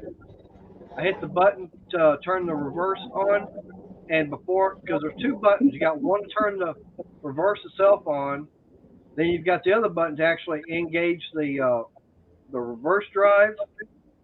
That thing was already wanting to go into reverse. So I don't know what's going on. I got a short in it somewhere. So if I go anywhere on the trike, I got to make sure I park it uphill. That way, make it easy to back up. Yeah, instead of pushing it backwards. Yeah. Well, if I parked uphill, at least I've got gravity to help me get it back. Right. I have no idea on the electronics on those bikes. Yeah, Like I know. electric shifter. I mean, I would say, yeah, if you are, if it's wanting to engage on its own, It is. uh, Uh-oh, here comes trouble. there is Uh-oh. something going on. I'm not saying you're going to have a short somewhere or something going to ground to engage it. You're up early. You mustn't have had much of a nap. Mm-mm. She's 10 minutes early. Yeah, I know. There's her alarm. What's that? And Christopher just told me, "Hey, I'm off." With me. Oh, he's actually off work early. Wow. Yeah, about 20 minutes. Yeah. So. Bachi says hi. Hi, Bachi. Hello, everyone in chat. Bye-bye. You should shut it down. Hi, Brandon. Wherever you're hiding at. He's hiding. I have no chair. Get one. Too lazy. Do you have a wiring harness that you can unplug from that motor, that reverse motor? Do you have a wiring harness you can unplug from it? Probably. Okay. What you do, you find your hot wires, find out which one of your hot wires. You take your multimeter, and you hook one of them to ground. A good That's all in ground. the handlebar. Huh? It's all in the handlebar because that's where the controls are. Yeah, but I'm talking about at the motor itself. Okay, I think I've got a switch that's gone bad because, like I said, there's two buttons. One to actually turn, on the reverse. Right, right. It'll light up. And the other button to actually make it engage. Okay, well, this is what I'm. Make it engage is gone bad. So this is what I'm. But it's on the handlebar. Tell you. Under your wiring harness at the motor, find out which ones are you hot. Take your ohm meter, your multimeter, find you a good ground, because to turn something on and off, it's got to go to ground. When you find your hot wire, all your hot wires in there, because you're going to have a schematic on that bike somewhere. I don't know if it's in the owner's manual or you have to download it off the inner screen or what, but I'll have to get when you hit your hots, and if you hear a beat or you get continuity on that hot wire, that's the hot wire that is actually going to ground to turn that motor on. Right. And then you can trace that back, and then you might have to go in your handlebar, unbuckle your switch, because it clamps on that handlebar more than likely. It does. And then that way you can find that wire, and if it's going to ground from that side, then you got a short somewhere. It sounds funny, but on a four-wheeler, sometimes when you go under reverse or neutral, every now and then you have to sit there and rock them a little back and forth a little bit. Have you tried that on your motorcycle? No, I haven't. But I don't know why, but you know, sometimes four-wheelers you have to rock them back and forth. Sometimes every now and then they'll get stuck in between. All I know is that you could do it. Right. Well, Crystal and I, we'd gone to Walmart to do some shopping, and so we took the trike over, we parked it, and then went to back up. It was like, okay, hit the button and everything like normal, but it's almost like the switch to actually engage is stuck where it's not wanting to release. So, and like I said, it tripped the breaker. So I'm thinking it's in that switch that when I hit the other button, because it's just a moment style button. So, I mean, it's not one that stays on. It's only on momentary switch. Yeah. Right. It's only on when I'm pushing it. But I think that button there, that switch itself, is stuck in the on position. So I'm going to have to take that all apart. Try Google. There's like a lot of people that's having issues with the reverse on their tri-glides. It's obviously a common problem. One website from a dealer says there's a hidden fuse for that's bad for going out. Right. Well, luckily I was able to find I looked on YouTube and found out about that where the breaker was, I thought it was on the side where the fuse panel is. No, it's on the other side of the bike, on the right hand side. In order to get to it, I got to pull my bag off, then I got to pull the side cover off, then I can get to it, and I found it tonight. Wow. And like I said, I reset the breaker and turned the bike and everything on, hit the button to turn reverse and everything on. And as soon as I did that, The breaker tripped again? No, the bike was wanting to reverse. So the breaker didn't blow, it didn't pop the breaker again. No, it didn't. But it wound up doing it afterwards because I'm sitting there holding the brake. Right. And everything popped in gear. Yeah, you put it in overload. Right. Right. It overloaded, so it probably tripped it again. Yeah, you got a hot wire going to ground, and that activates it. Right. So like I said, it's got to be in that momentary switch. It could be, but okay. That's the only thing. All right, you're gonna be upset. So maybe you're gonna be upset about this, but I just read that they have, and this is a common problem. There's a reverse motor in there, and if that motor's going bad, you're gonna be putting stress on that breaker, so it's gonna throw that breaker. So that motor might be starting to go bad. And okay, but here's the problem. All right, but Brandon, okay, but here's the problem, okay? Simple fact is that, like I said, there's two switches. One, you got to make sure the bike's in neutral, okay? Then you push the first one, and there's a little light. It will come on, letting you know that it's powered on. The second one, that's that momentary switch. You push that, it sends power down to that starter motor, okay? Right now, I push that first one to turn it on. It's automatically wanting to send power down to the starter motor. So I'm thinking, without hitting the momentary switch, it's already wanting to engage. Okay, so that might be melted up in there. Right. So that's what I'm saying. Something's going to ground. Right. Unfortunately, anything on it's going to be high to replace because the Harley. Right. It's going to be cheap no matter what it's on it. Scott said there's no wiring diagrams on that trike. No, he's talking about it's probably on the sunroof for the Durango.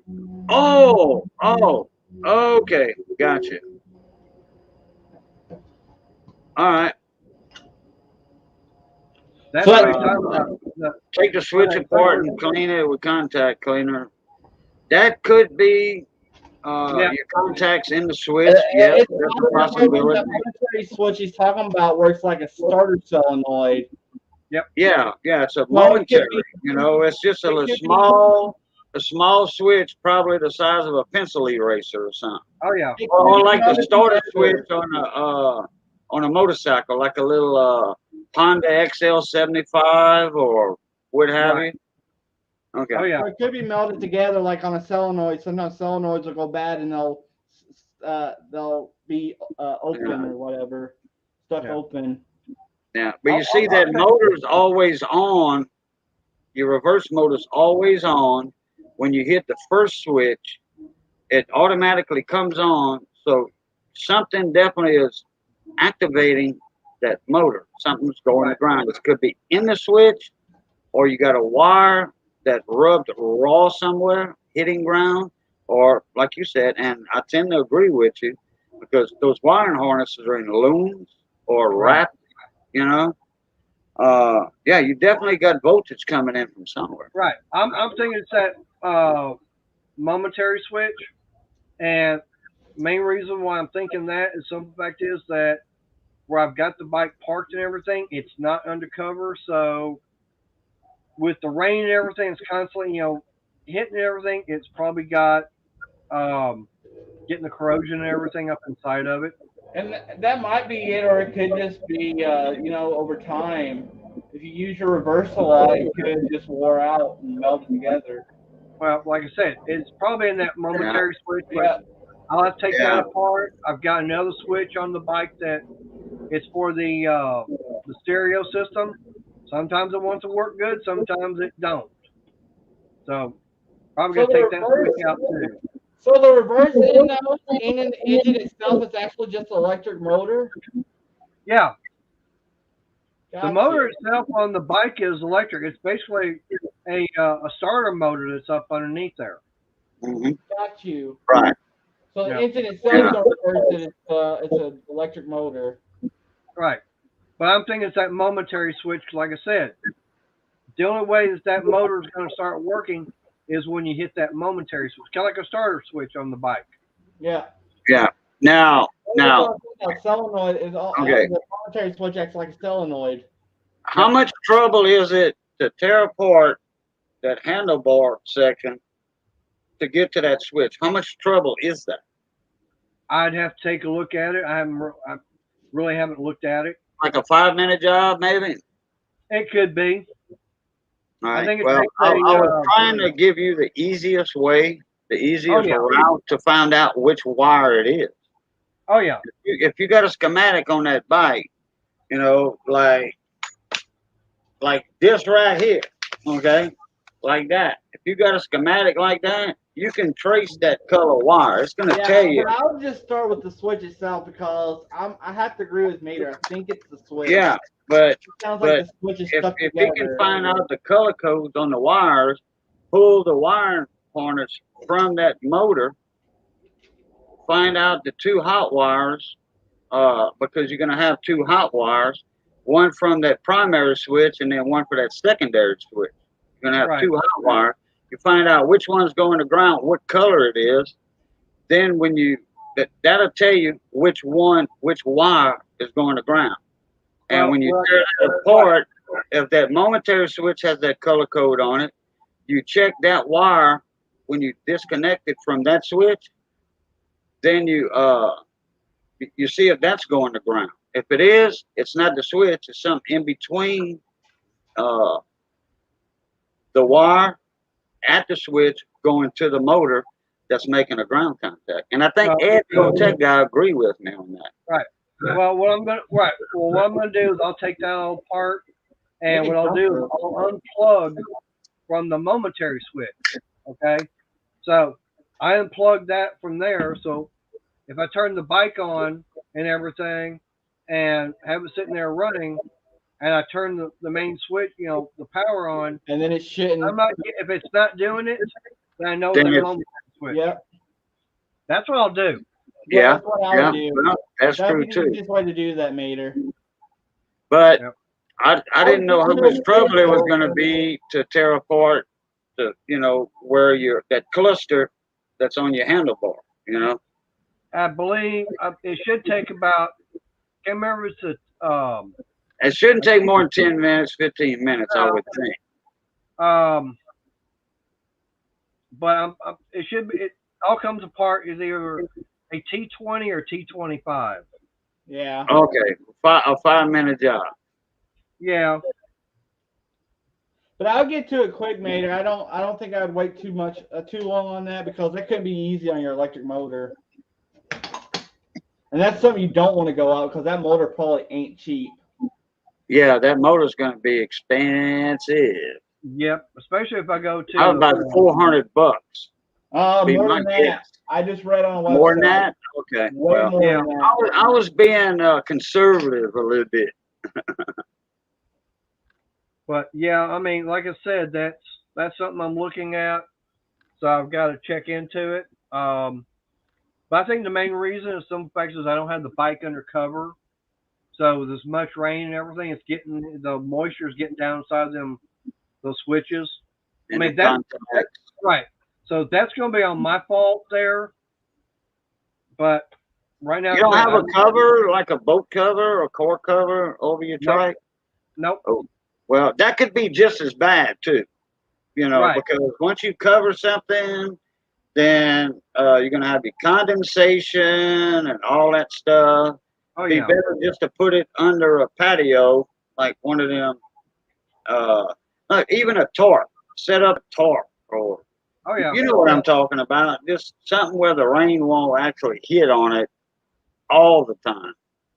Well, my biggest problem is just for having a a place to park. one. What's that, Brandon? $579 just for a rebuilt one. That's not a new one. That's a rebuilt one. How much? $579. $579? Yeah. I said 400. I was being a little conservative, and that is the motor for that reverse? Yep. Oh, oh. Now Hey, I can't. Scott. Right Scott now, Taylor. I'll like this. That name sounds I have familiar. seen videos out there on YouTube where the guy, is talking about that reverse motor and shows what does go wrong with them. And I think for around $100 can get all the parts and everything and basically Oh. rebuild it. Really, Jamie? That'd be cool. So, Mater, it No, we don't need no snow here in Texas. It might not. No, be we just need the cooler air that goes with the snow, but no snow. Look Right. closely. If it ain't in the switch, this is your solenoid motor. Yep. That could be stuck together, and the solenoid. You might need to replace the solenoid itself on the starter. Yeah, but I didn't know it had a solenoid like that. Yeah. Okay, but Brandon, okay, here's the thing. Okay, that solenoid's only going to work if it's getting power sent to it. Okay, that momentary switch has got to. That's what sends power down to the solenoid. No, actually, that solenoid could be stuck too. That's true. That solenoid Dan, could be bad. You're turning on the power to it, and so it's That solenoid is a switch contact. Start with the cheap stuff, and then worry about the expensive stuff as you go down. Right. Well, like I said, the first thing I'm going to do is I'm going to pull the thing all apart there on the handlebar, and I'll unplug the wire from the momentary switch. Okay. If I turn everything on, I don't even have to worry about having the bike running. But if I do all that, I could probably have the bike sitting there running. But like I say, if I unplug from that momentary switch and I turn that main switch on for actually to have that momentary switch work, and if nothing happens, then I know that momentary switch has gone bad. Yeah. Yeah, just take it apart. They do come apart. They're easily cleaned. Right. Get you some of this. Get you some of this stuff here. Go to your local electronic shop and get some deoxit. Okay. And this one here has a lubricant in it. Okay, it's gonna clean it and it's gonna lubricate it. So you do it about 2 or 3 times. It's called deoxit. You can't get it at Walmart. You cannot get it at Walmart. You have to go to an electronics store or what have you. And I'm pretty sure in your area you've got an electronics store. Yeah, I think you have a Rouse Electronics in your area somewhere. What about if they carry something like that at Home Depot? Not deoxit. They got something close to it. It's called oh crap, where's it at? Johnny Best bought some at DNR. It was $22 a can. It's a CRC. It's safe for all sliders and tuners and fader controls. It's safe for all PC boards, printed circuit board, PCB. It's all safe for that. It's like $22 a can. It's a CRC. Let me see if I can find that can. Well, all I know is I got to get this thing fixed because got a benefit to go to Saturday, and then we got a couple of different meetings on Sunday. So I got a pretty busy weekend going. Jamie, you need to come up here by me, not Brandon. I'm cooler, Mater. Nah. We're actually looking at buying land in Florence, which is between Georgetown and here. It's the next town. It's the town exactly between Georgetown and Killeen. The next town over. Well, at least you wouldn't have very far to go. Right? 15 acres. Well, what we're looking at. I can't find that can of stuff, but it was CRC. It's fader control. It's safe for all printed circuit boards. You can find it online, and then check your Home Depot or Lowe's for that. Jamie Right. said I'm pretty sure in between they'll both of y'all. She have must be moving to Wacko. She must be moving to Wacko because she's moving in between both of us. So she has to be Or moving to Hillsboro. Wacko. Hey, she could be going to Hillsboro. That's not halfway. That's not between me and you. That's almost you. Hey, how about Temple? Well, Temple's the same county. It's the other Yeah. county. Well, Temple is just a little bit south of Wacko. I got you, 710. I got you. Hey, CRC tuner cleaner. Wayne found it online. Yep. Oh, there we go. It's all hey, I got it. Hillsboro. I mean, she ain't gonna be. She's gonna be about 30 minutes away from me. Dang! Addison, what the hell you want to go all the way up there to Addison for? That's up there in crazy Dallas area, North Dallas. You don't need Oh, to be I up forgot there. to say hi to somebody. Hey, Anna, I'm crazy. How you doing? That's one of the girls from the coin community, made. Yep. I said And hi I got to her. everybody following me on your channel and Ed the old tech guy's channel. I don't know how many people from the coin community was in Ed's live stream last night. I'm gonna say about 7. I'll be right back. I got something I gotta go get. I'm good, Anna. Thank you. Look, Cajun coin hunter moods. I wouldn't mind going East Texas. That's where I would like to be. Is East Texas, man. It's more countryside. More places green. to ride. Yeah, More more green. More green. places to ride and Yeah. Silsby's land's cheaper too. Silsby's a good town to go to. Or north of Silsby toward or Milam by Toledo Bend there.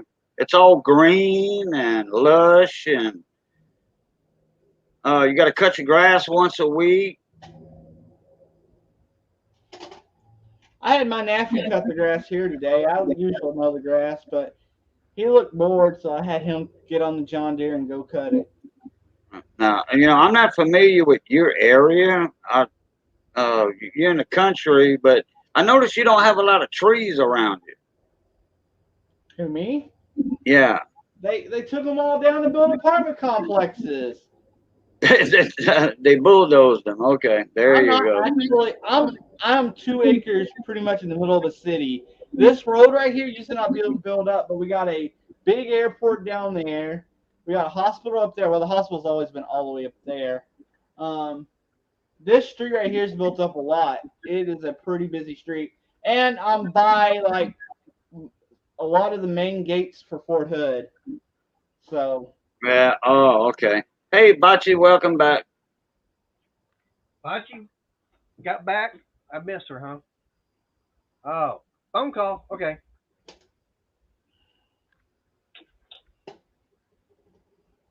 Yeah, I had a half a can or 3/4 of a can of that CR. Oh, I see it right here. Get out, dog. It's not CRC neither. Man, this stuff was right in front of my face. It's a LPS platinum grade. It's LPS. All right. CFC free. Okay, and electro contact cleaner. This stuff's the price is on here, $22 a can. Wow. And this is Hey, that Jamie, deal. Yeah, but hey, that little small can I showed you, that was $20. 18 bucks for that little small can. This one doesn't have a lubricant in it. Mine does. If you clean tuners with this, you have to come back with a cleaner lubricant for it. That's what I like about the deoxy. I used to Yeah, say Bachi, you would have company down there.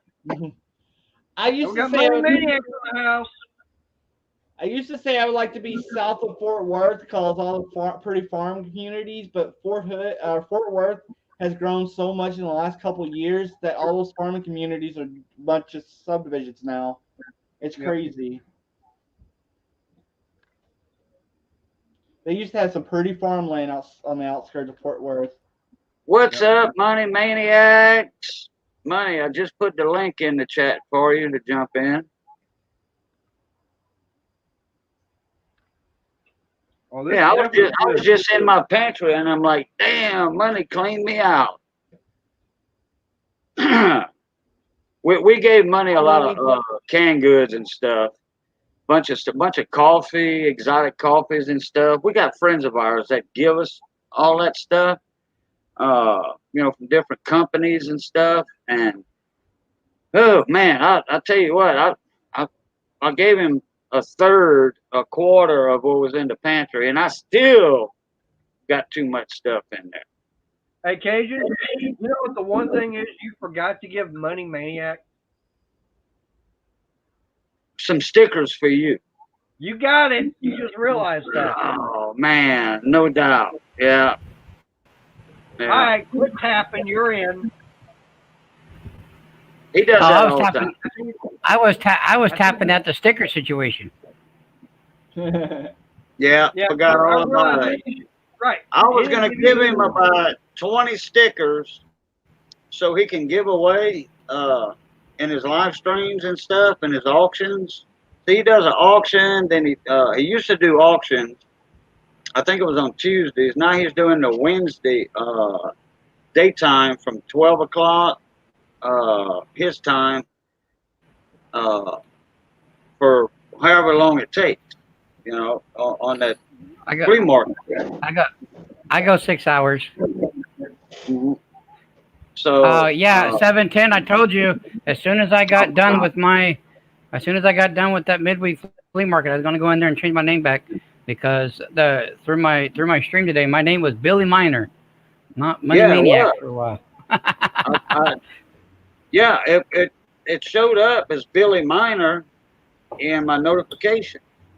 But what was funny about that is I was showing everybody in chat, if you tag me to do that at Billy Miner, it won't come up. Even when my Billy Miner was up, you still had to do Money Maniacs for it to be orange on my end. It was funny. I took pictures but how did it come up in my notifications as Billy Miner? You changed the YouTube because channel? When I had to go to my Gmail and I had to go into Google and put a code in, it automatically went into Billy Miner and changed my name for me while I was typing in the code, and I had to go back in and redo it again. Yeah. Wow. Oh, okay. Yeah. Wow. That's how that happened. Bachi said, coffee's in my blood type. Yeah. Well, Money, I gave him a whole case to them Keurig, a little couplet things, and it was some kind of chocolate style coffee. I don't know, South America or something. Can be kind of pricey. We got one of those, and those cake cups can be kind of pricey at times. Yeah. I gave him a whole case of them. Well, Bachi, that's one thing about here, is I know if I have coffee, Crystal's not going to be drinking it. I can get it all myself.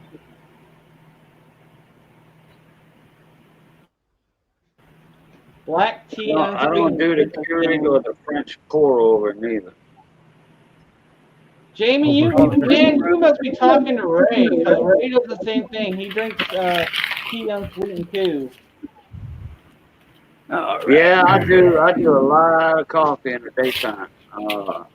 Sometimes I do two pots.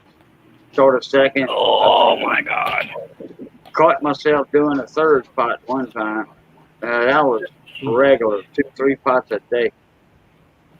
I couldn't do that. My heart would be like pouncing on my chest. Oh, I gave Money all that coffee. I gave him that whole case. I forget how many little packets were in there, 100, 150, whatever. Kiki is loving every minute of it, let me tell you. She likes the coffee? She's drinking it like crazy. Damn. I don't have a Keurig machine. I mean, I know how to make it without the Keurig. You know, I could do it in a regular electric drip pot. But I didn't even open that. I drank 4 pots minimum a day. My doctor told me, look, He says, "Man, you're drinking too much coffee." Yeah. I'm not gonna lie. Sometimes I'll go and get a fufu coffee at Dunkin' Donuts. I'll get me a fufu coffee. I had to do me another parts order today. Oh, got a few tools coming with them also.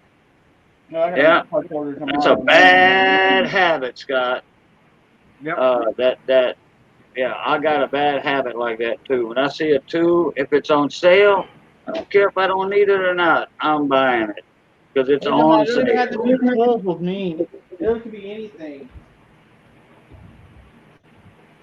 Hey, I tell you Brandon. what, we went to Harbor Freight, me and Johnny Best, and I went over there. You know, the girl asked me I at mean, the I got end of the tons of sale, tools would yeah, there at they are. $1 a piece. I couldn't help myself. Uh, the girl at the register asked me, "Would you like to join our club? You know, Harbor Freight Club. It's only 30 whatever dollars." She said. I'm like, Inside Track Club. no, thank you, because I said this is my second trip over here, and out of 5 items I wanted that I made special trips over here for, y'all didn't have them. So I says, no, I do not want to join the club. Thank you very much anyway. Yeah, that's that Inside Track, Yeah, Inside Members Track Club. yeah, I don't membership. I had it one time I didn't use it enough to justify it. I used it for Yeah. one purchase. Yeah, yeah. I can't justify it neither. I mean, I mean, with all that I wanted at that time, yeah, it would have made it justifiable if I was Yep. American. But they didn't have everything I wanted. I wanted that 1 inch by 30 inch belt sander, which I have all the belts over here. I showed Mater in a Yep. panel one night. My panel, Mater's panel, That's Brandon's how I panel, do or it, one of Scott. y'all. I wanted That's it how for I do it, sharpening Scott. knives. That sander for sharpening knives. I got all the belts over here. I got 5 different belts. I got 4 different grits of the sand, and then I got the leather belt with the jeweler's rouge on it. I can Yep. take a butter knife and make you one of the sharpest knives you ever want to see. You can shave with a butter knife when I get through with it. Well, for me, I can't see, actually having an Inside Track club member for me because I don't go to Harbor Freight that much. It might be maybe once a month or once every couple of months if it's something I need. I mean, last time I actually had gotten something from there was, I think, what was it? Last week. I had Crystal go over and get me something. And If I could find the sander crystal from Harbor Freight. yeah, what I want to do Oh, is you I got had some her clamps. give me 4 of these. I Okay. like those bar clamps. I like those Right. bar clamps. Now, the only reason I had her go get these for me is that way I can be able to glue the birdhouse and everything together. Yeah, do it the right way. Correct. Right. Glue So, it and clamp. right, I had her get me 4 of these and 2 bottles of glue. And like I said, to get these and the glue and everything, that was about $70 right there. And then the paint, that was over $30 right there. Yeah. Yeah, if I can get that sander, I'm gonna. I know the girl's name because it's on the receipt. I'm gonna call next week and see if they still have, if they don't have no more of those sanders, which I think they're not gonna handle that belt sander, that brand. I think it's Central Machinery. If they don't So, have it, I'm gonna beg her, sell me the display model. Oh yeah, Agent, they I will. got one. It's 200 power for metal. It's What, underpowered Brandon? for metal. It's 200 power for metal. It don't have enough power. Speak up, Brandon. It's hard to hear you. The Harbor Freight belt sander, I got one, but it's not powerful enough for metal. The motor's too weak. For metal? Yep. Yeah, for metal. It does good for wood, but the metal, it's not powerful enough. No, yeah, but all I'm doing is sharpening knives with them. It might be okay for that, but if you're trying to put a belt. Yeah, oh, it is. It is. I got friends of mine that use that same exact belt sander. That's how I know about that model number, that certain belt sander. It'll sharpen them. It just won't put a bevel if you're trying to make it. Yeah. Oh, yeah. It will. It will. Mine won't. It's underpowered. Yours won't? Wow. I mean, it might, but you have to sit there for like 2 hours grinding with it. It's just too sweet. You got to think. Okay. You got to think it's a 3/4 horsepower motor. Most of these belt grinders you're seeing running is 2 to 3 horsepower motors. Yeah. Now, I'm not talking about, I'm talking about taking a butter knife and putting a bevel on it. It will do that easy. Now, Yeah, a thick carbide blade, like a raw knife, raw stock. No, I wouldn't attempt that on, okay, so yeah, butter freight knife. sander. No, not at all. No. Soft enough metal for a butter knife. What you playing with, Money? Oh, so this is what Miss Money wants to. This here, it's a Filipino. It's a World War II. It was what our soldiers used in the Philippines. Is $1 over there. It's not in the best condition, but she got it as a gift from somebody, and he just recently passed away. So she pulled it out and asked me if I send it to PCGS, and then I'm going to also send this $2 uncut sheet to PCGS as well. So I'm just getting stuff ready because I got packages to mail out tomorrow. Might as well get my submission going too. I'm sitting here, even though I got to go pick up a Kiki here in about 10 minutes. I'll be gone for a second while I get her. Stern that passed away. He passed away kind of like right when Trucking for Silver passed away, Cajun. Yeah. And that was a gift from Stern about when Miss Money. Yeah, when Miss Money first got into currency and coin collecting and everything, it was a gift from him because I bought a bunch of coins and he said, "Here, you can have this to get you started." And she's had it over in her drawer for the last 2.5 years or more, I think, longer than that. And she pulled it out the other day and she said because he passed away, I know it's going to cost $17 just to get this graded before the shipping and everything, but if you put some more stuff with it, it'll make it more worthwhile. So she wants to get it. All right. I told her it's probably going to come back maybe you might get a VG8 or something on it, and she knows, but it's just going to be one of those that she's just going to put on an easel, and we got floating shelves everywhere through the house, and she's just going to put it on a floating shelf and put it up. So, hey, Money, so I might have asked you, but I don't remember. On that bill that you sent off from me, yeah. Once it does come back from PCGS, do what now? I'm going to say, how much of an increase in value would that put it? Because you sent it off graded? Correct. Double. Minimal. Yeah. Okay. Like, just say if you could only get 200 for it non-graded, you better get $450 for it graded. That's hypothetical now. Okay. That's an example. Because when something is graded, like I showed you and everything, it's got more of an eye appeal. It's got the grade number, it's got the label and everything. It's got more of an appeal. Even like you see this right here, it's in a hard plastic, and this is what I sent your $100 bill in, was something like this. Right. That's what I was talking about. You cannot break it. Yeah, I need to pay up on my shelves. Well, you're welcome.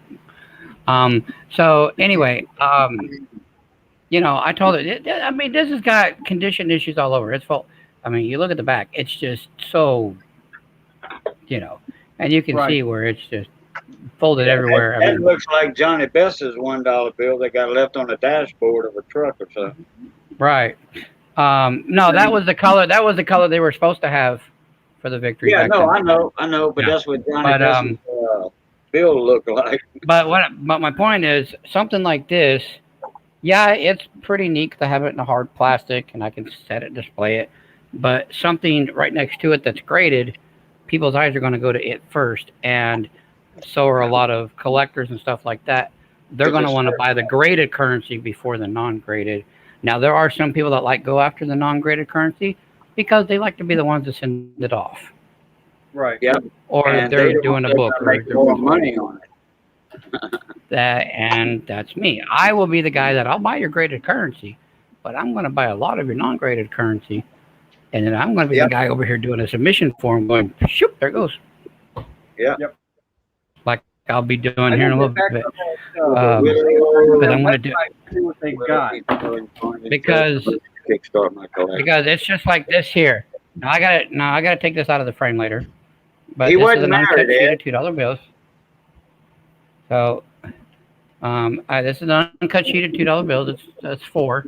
Right now, it's a 2003, so it's not the bicentennials at all. Right now, this page right here in the frame is worth about $35. Now, because I can tell just by looking at them, these are uncirculated. These come back at least a 63 minimum. This $30 just turned into about 150. Easily, maybe more. And it's going to be but see, with this, I got to pay for an oversized holder because the holder's going to be about this big because I'm an oversized holder, label on top. That's an extra $20. So I got to put all that into, consideration when I send this out. And honestly, we're only $25 into this. So if I go and spend another $50 between the shipping and the grading and the oversized holder and everything to get this graded, that's only $80. I turn around and sell it for 150. I double my money without even blinking, without even trying. Now, if I try, if I really hold on to it, wait for that one collector, I could triple my money. So to me, it's just a no-brainer. So take it easy, Bocce. Ed, I didn't get an email from you yet for your home address, so I can send you a couple things. He's not going to do that. Right now, he's still working. Ed's trying to see about getting a PO box. No, actually, Ed, he gave those to them before he passed away. Stern wasn't married. No, he wasn't. He wasn't married. His mother was living with him, wasn't she, at one time?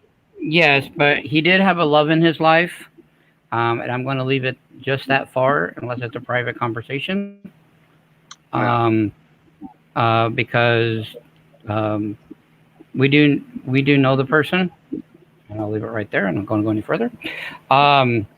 And so this person is trying to figure out what to do with it. Does she want to kind of donate some things, just giveaways, because everybody knew them, or does she want to do an auction to sell it, or does she want to keep? She don't know yet.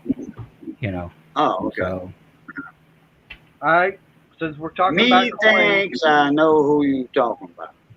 great. He's starting a coin conversation, and I got to leave. Well, go ahead. Guess what? The website I got that $100 bill from, I'm looking at it right now. And I'm looking at 14 Walking Liberty halves. Okay.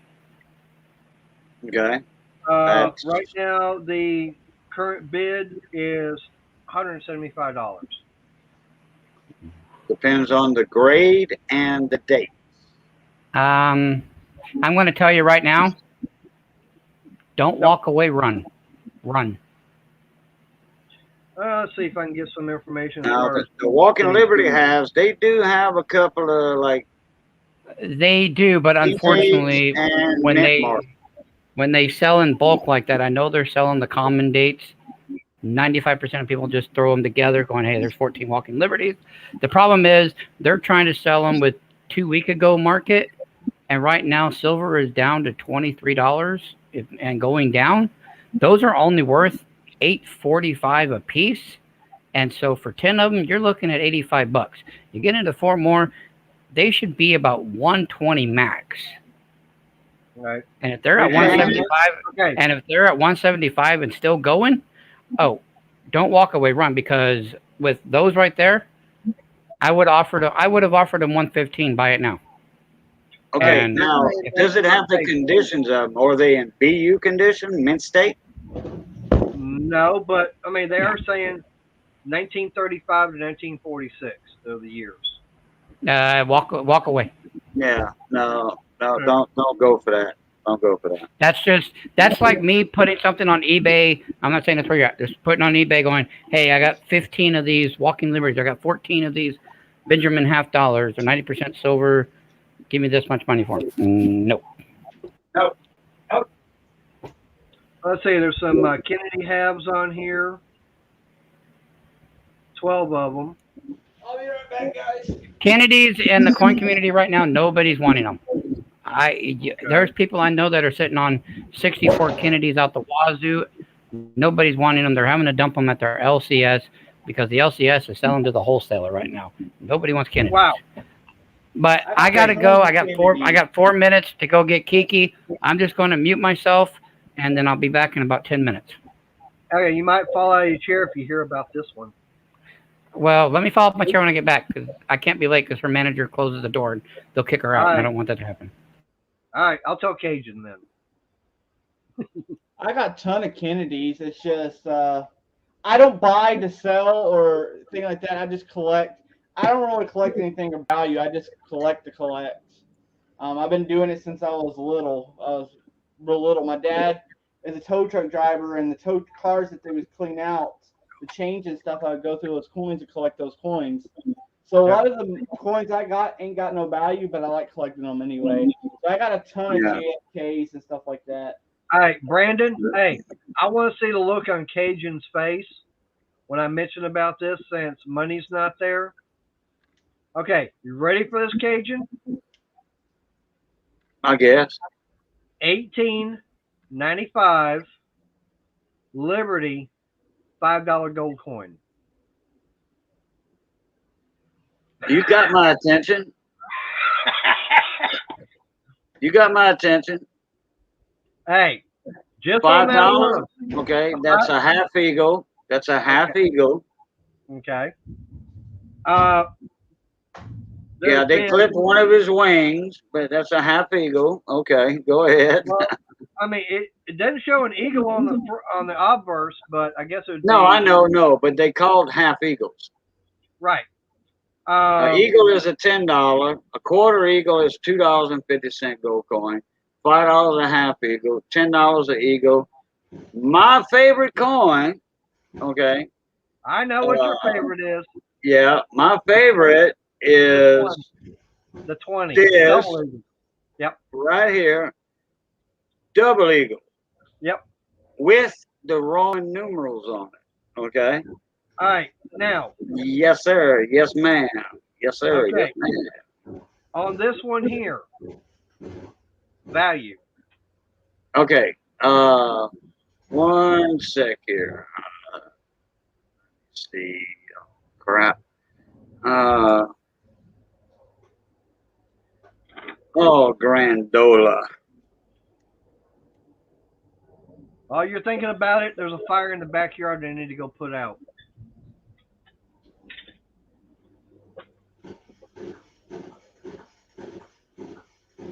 Okay, hold on a sec.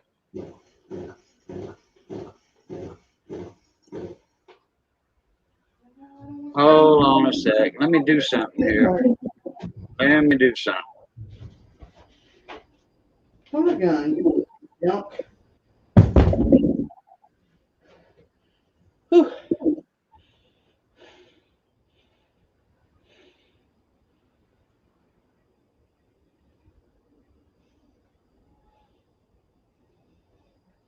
Dang, chainsaw ran good all day after new carburetor. Went out there to do it. Started right now after I fixed the chain. Thing wouldn't start. Hit a lick.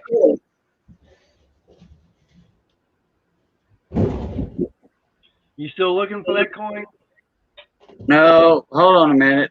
I forgot to do something here. Hold on. Crap. What did they make you lose your train of constipation? A little bit.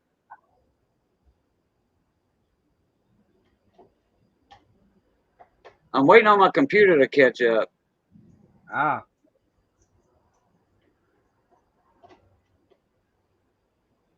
I did the wrong thing. Okay. Copy.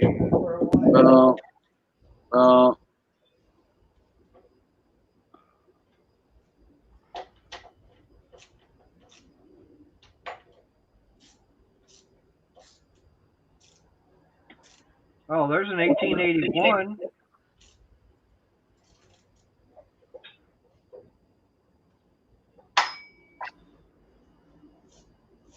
Oh. Okay. All right. Now let me go to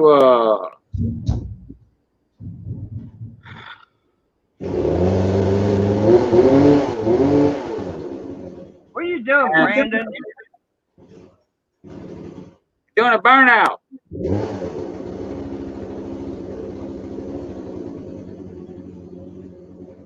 Uh-oh. Okay. What year was it? 1895? 1885. 85. Oh, getting ready for the Texas Chainsaw Massacre. My fault. I did something stupid. I forgot to turn off the chain brake when starting it, so it didn't want to start. Didn't want to co-start. We getting ready for the Texas Chainsaw Massacre? No, I'm being ready to throw that piece of crap in the trash. Oh. I hate working on chainsaws. Hate it. Oh, wait. What is it? A chainsaw. Yeah, You know, what? Pulling? Pro and it goes. You never watched that video? A pulling pro and it goes. No, I didn't see it. Okay, 1885. Yep. Okay, what condition is it in? Oh, I turned the throttle. Oh. Hang on. This don't ever tell me what condition, okay? I gotta go by what's on the picture of it.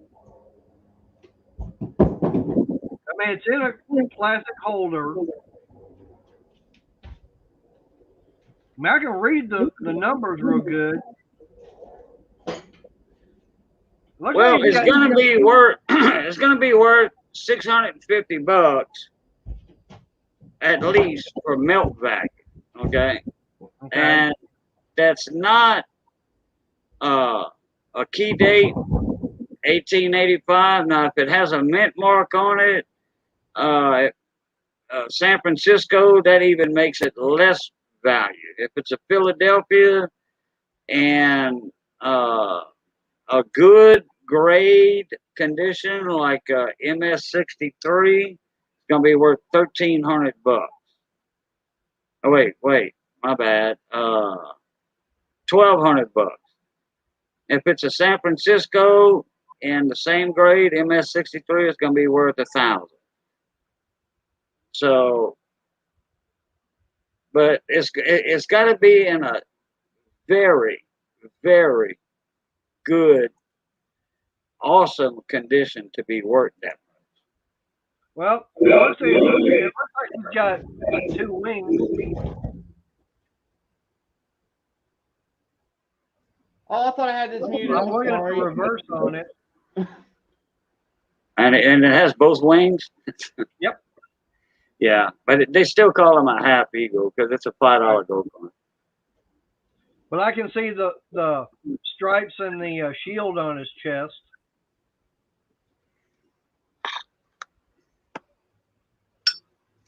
I'll mute myself and go back outside. I mean, looks like a little bit. It looks like no mint mark on it. Okay, then it's a fillet.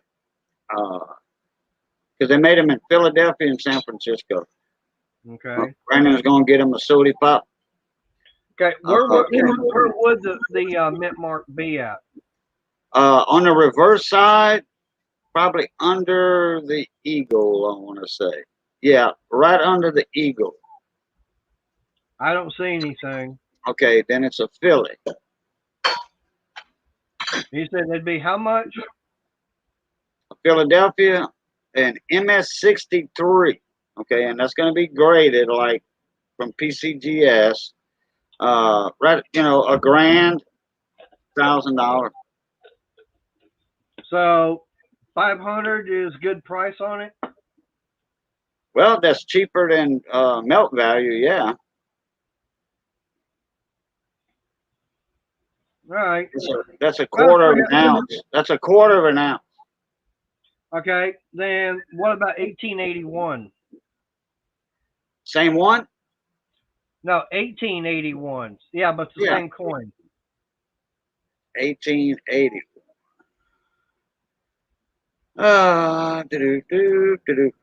There, I think I got her just right. So now I'm gonna send her down the road tomorrow. Eight. Piece of junk. Hold on, Brandon. Hold on one sec. 1881. Oh, well, there's a variety on that also. Oh, wait a minute. What's the mint mark on it? I'm looking, trying to see if it will show one. If it says CC on the back, you got some lunch money. No, it looks like it has an S. I can't tell for sure because I can't zoom in. Okay, well, it more than likely is. If you see a S right underneath the eagle or partial S, It's what it looks like. That's $650. That's melt value. Okay. And MS63, 1100. But that's, like I said, that's a high grade coin with fine. It looks like brand new, straight off the press. Right. Now, if it's a CC, oh well, then you knock the ball out of the park. That's 60 grand. Well, like I said, Okay, Brandon, what you had going on over there? Pooling? Yep. I got her going. I just needed a little bit more of adjustment. She's good now. Yeah, those poolings, those carburetors, once you hit the sweet spot on those things, I like poolings. Okay, I do. I'm not 90% of the other guys. Okay, Yeah. Pooling was a major chainsaw manufacturer way back long ago. Okay, we have a Pooling that's aluminum case, and we got like a 4-foot bar on that thing. Okay, and that saw has cut many a big tree down. Yeah. With the help of a 2x4. Okay, Yeah, zip tie the trigger. yeah. Put a 2x4 in that handle and just let it ride, Right. baby. Let it ride. I think I got this All one right, right. Adrian. 1943. She's gonna, every time I try to show her off, she acts up. You're not pressing on the gas while you're starting it, are you? No. Okay. No, I wouldn't do that. I heard it running earlier. Yep. Yeah, she runs when I put her on the ground and start her outside. For some reason, every time I bring it in, it don't want to run no more. It's getting shy for the camera. I'm telling you what, I bet you it'll fire up now. Yeah. All right, Cajun. Hey, 1943, Philadelphia, Jefferson War nickel. Oh, those are common. Are they? Actually, I think the 43, is it the 43 that had one of the over mint marks, I want to say, or over date. I think there was a 43 over 42, or the mint mark. I think it was a 43 over 42. That's an over date. I think I need to adjust that idle more, but I'm gonna do that. And Oh, hey, that's one of the. if I give it That's a one of fair bit the. of gas, it'll stay running. So I think the That's idle. one of the older poolings right there. Hello, hello, hello. I'm back. No, this All one has right. that. This one has Okay. that muttering carburetor. You know, the 2-barrel carburetor that has the barrel in the bottom. Right, barrel. has the right. The top and the bottom. That's hey, that pooling right there is actually a good saw. They're just I kind of like picky. those. They're just kind of picky until you get that right spot. Did you soak that carburetor at least 3 cycles or 4 cycles in It's a brand new ultrasonic carburetor. cleaner? Huh? Brand new carburetor. Oh, Yeah. Chinese. Yeah, Chinese. Uh, 7:10. I right, had to you go might pick not. Kiki up from work. okay, that one there has a boot on it, a rubber boot, right? Yeah, that boot could be bad. Yeah, you might have a little air leak around that boot, right at the cylinder block or Mhm. at the carb. If I give it a tiny bit of gas, it'll stay it'll stay idle, and so the idle might be turned down too much. Yeah, the idle might be turned down too much, or you got a leak right there at the boot, a tiny minor leak. You know the Husqvarnas, I think it was the 357s, if I'm not mistaken. They had that okay, on the boot itself at the cylinder block.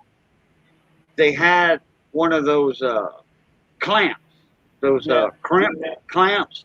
Yeah. No, those were recalled, or that it was a bad uh, defect or whatever, and I think they had a recall or something on them. That clamp was no good. It was a plastic clamp. That's what it was. It was a plastic one, and that was burning up those saws because they had an air leak, unmetered air going in right there at the block, and that was just like a seal, a crank seal on the side, on the clutch side or the starter side, the flywheel side, and those had if you got a bad seal there, you can put a top in, brand new top in, piston, whatever. But if you don't check those seals, and if that seal is leaking, you're gonna burn that saw up again in about 5 months, Yeah. 4 or 5 months, using it all the time, every day. Hey, believe it or not, this is Husqvarna brand. This has never been Yeah, Husqvarna made those. Correct. Yeah, yeah, Husqvarna made those. Husqvarna Correct. brand spark plug in it when I took it out. Yeah. Well, Husqvarna still makes pooling right now, Hey, and that's who made Sears. I Craftsman. never seen this chainsaw. before. I don't know if that was something to do on new chainsaws, but it had like a little bit of RTV around the edge of the boot where the spark plug. Really? Yeah, Somebody did that. yeah, someone had to do that. But the boot Yeah. hole's on there good, so I don't know why they did that. It's on there tight. Okay, Ed. Not a problem, mon ami. You know what? It could be the intake gasket too. I didn't replace it because the one that came with the Chinese carburetor is made slightly different. It don't have both holes. It only has the hole in the top, not the hole in the bottom too. No, all you need is one hole. That's it. So it don't For the matter if that impulse, one. the impulse side, all you need is that one hole. That's it. Okay, because I know the OEM one has both holes. Gasket has both holes. Mm-hmm. Right. Yeah. That way you can turn the gasket around either way. Okay. Yeah, that's Okay, fine. That was dummy. That OEMs were dummy proof. That way, if you turn the gasket the other way, it would still have the hole. I have a bunch of those gaskets in stock in my gasket set. I make my own gasket kits up. I make my own up. I don't buy a gasket set because there's too many gaskets in the pre-pack sets that you don't even they don't even use no more. I mean, they obsolete. So if you buy one of those $80 gasket sets kits, there's a bunch of them that you'll never use. Unless you get an old Maxsaw, McCulloch, the old Maxsaws and stuff like that, then you'll have use for one of those intake gaskets. Hey, I'm gonna go ahead Lenny, and you replace might it want right to turn now. your camera on. Do what? Okay, you might want to turn your camera on because I found something else. Sorry, I was eating, and I don't like eating on camera. I just got done. Okay, what I told Cajun, I found an 1881 and an 1885 $5 gold half eagle. Okay, but I just found something else that Cajun definitely would be interested in. Must be a How train about- order. A double eagle. How about 1897 S Liberty $20 gold coin? That would be a double eagle. Yeah, that's a double eagle. Not Yep. my double eagle, not the St. Gordon's eagle, but definitely a double eagle. Yeah. Let me guess. On the $20 gold, they're asked. I don't know if it's been going on for a while, but I'm assuming they're probably around the $1,900 to $2,000 area right now. Nope. You're too high. Yeah, but that's a starting bid, though. That's a No. starting bid. No, there's already been 8 bids on it. What? How much? Man! Right. How about 1775 is the current bid? So what? How many Okay, more days and that's- hours left on it? Well, that's about melt value right there. Hey, how many days and hours left? Because you got those people that sometimes gets into the last minute and they'll start snapping those prices up. Oh yeah, made us familiar with that. We told him about that. Got a little bit over 8 days to go. Oh, well, yeah. Yeah, but yeah, what condition is it in? You know. It don't matter at this point. No, well, I know that, but still in all, if it's in MS60 or above, then yeah, that bidding will go up on it. Since you Without already looking have at it, you without already looking at have a Cajun, I'm going to assume it's it's in the AU category for sure. I don't know. He Without- he without was looking saying at that $5 gold coin earlier. He said it wasn't that much, and they wanted like 500 or something for it. Yeah, for the 1885 it was Yeah. 500, and then the 18. Now there was 1881 S, and that one I think was 425. Yeah, yeah, that bidding's Yeah, going to go up on it. That's approximate melt on gold right there. Yeah, that's there. I mean, hang on. Is there gold in here? Hey, gold. I found gold. I'm gonna look in a dumb book for gold. Give me a minute. That 18. Cajun, look, I don't know if you can see, but that intake gasket's a little wet around the edge of that, so it's probably leaking. Hold it down, we can't see it. Yeah. There you go. So it's probably leaking. What Hang was on. up with it, Brandon? Do it again, Brandon. I got you on solo. Oh, It's leaking. Oh yeah, yeah, big time. Yeah, that Okay, gasket's I'm- wore out. I'm not even a small engine guy, and I saw it. The chainsaw does run, but it's Damn it. finicky. It's finicky. yeah. This is the new one. See the difference? Yeah, yeah, yeah. Just put the hole at the bottom because that's where your impulse is on the bottom of that car. Okay. All right. Oh, I gotta Like get- this. I would show No, you a this is picture gonna of go. I like the Husqvarnas and stuff where the impulse line actually comes from the cylinder, the bottom of the cylinder, and it's got an impulse line hose on it that actually plugs into the carburetor. I love those style of chainsaws. That's the old style like that. Steel are like that, and some of the Husqvarnas are like that. Round. That's around. Those right there, and if you get a chainsaw with the impulse line, oh man, yeah, you got something that's worth rebuilding. I Well, get all it. Husqvarnas are worth rebuilding. I mean, I can get a highway kit, top end kit, with the Nicosil lining on them, and the jug, the piston, the circlips, and all that. The whole gasket set to overhaul that engine is like $50, $60. You just got to call Josh over at I think his name's Josh at H&L Supply out of Florida. That's what I was about. They got aftermarket parts, and supposedly they're the best aftermarket parts you can get. Yeah, I like Highway. They got Meteor kits too. I like Highway. Those are the best in my opinion, my humble opinion.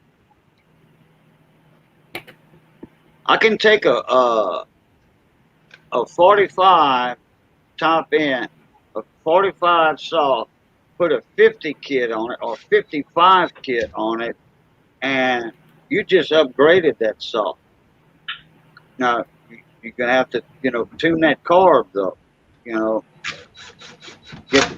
Put that 40 to 1 in it or 50 to 1, tune that carb to 40 to 1 or 50 to 1, and boom, you got a mean, lean, cutting tree machine. Yeah, I'll probably have to retune this one again, but I probably shouldn't keep going out there and running this engine in the middle of the night with the neighbors. Oh, yeah. That was the only bad thing about me working at night in my shop was running the equipment. Yeah. Yep.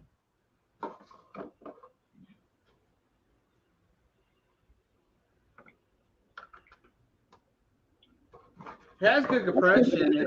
It tests it way up there on compression. Oh, yeah. Well, if you got good compression, you got a healthy saw. Yep. I'd show you the picture of this coin, but unfortunately, it's got the info on there as far as the website.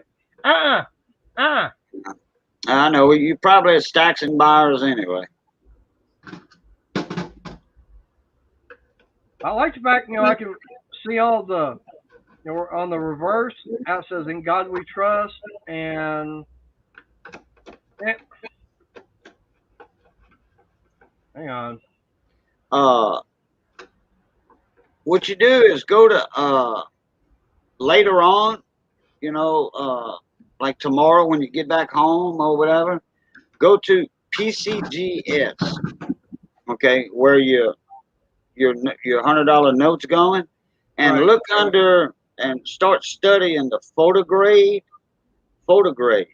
okay, and they'll explain to you in detail the high points of the coin and what to look for on grading a coin. If, like on a Morgan dollar, the hair over the ear right there, that's the high point on the obverse, and that's what you want to look for there. That's one of the key things to look for. Well, guys, I gotta leave this stream. I gotta get back. I gotta get to bed. I got work tomorrow. All right. Did you get that new gasket on that? Yeah, I'll probably try it in the morning and see if she runs. Just see if it will pop off right quick. We'll see. I'm gonna set it down on the floor because it's easier to start.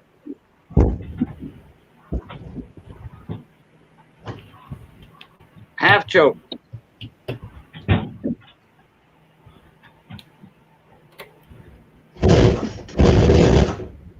Oh, it busted.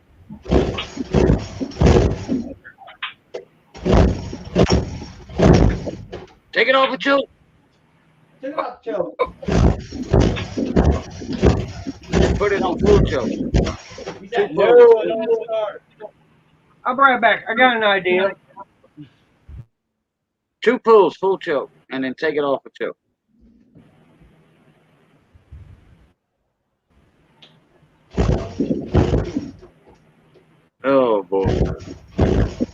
That's all right. Never mind. I'm wondering if you know what? You know what I did cage in again? You put the gasket on upside down? I didn't pull the chain thing off. You know, some of these chainsaws don't like to start with the chain brake on. Oh, That's true. really?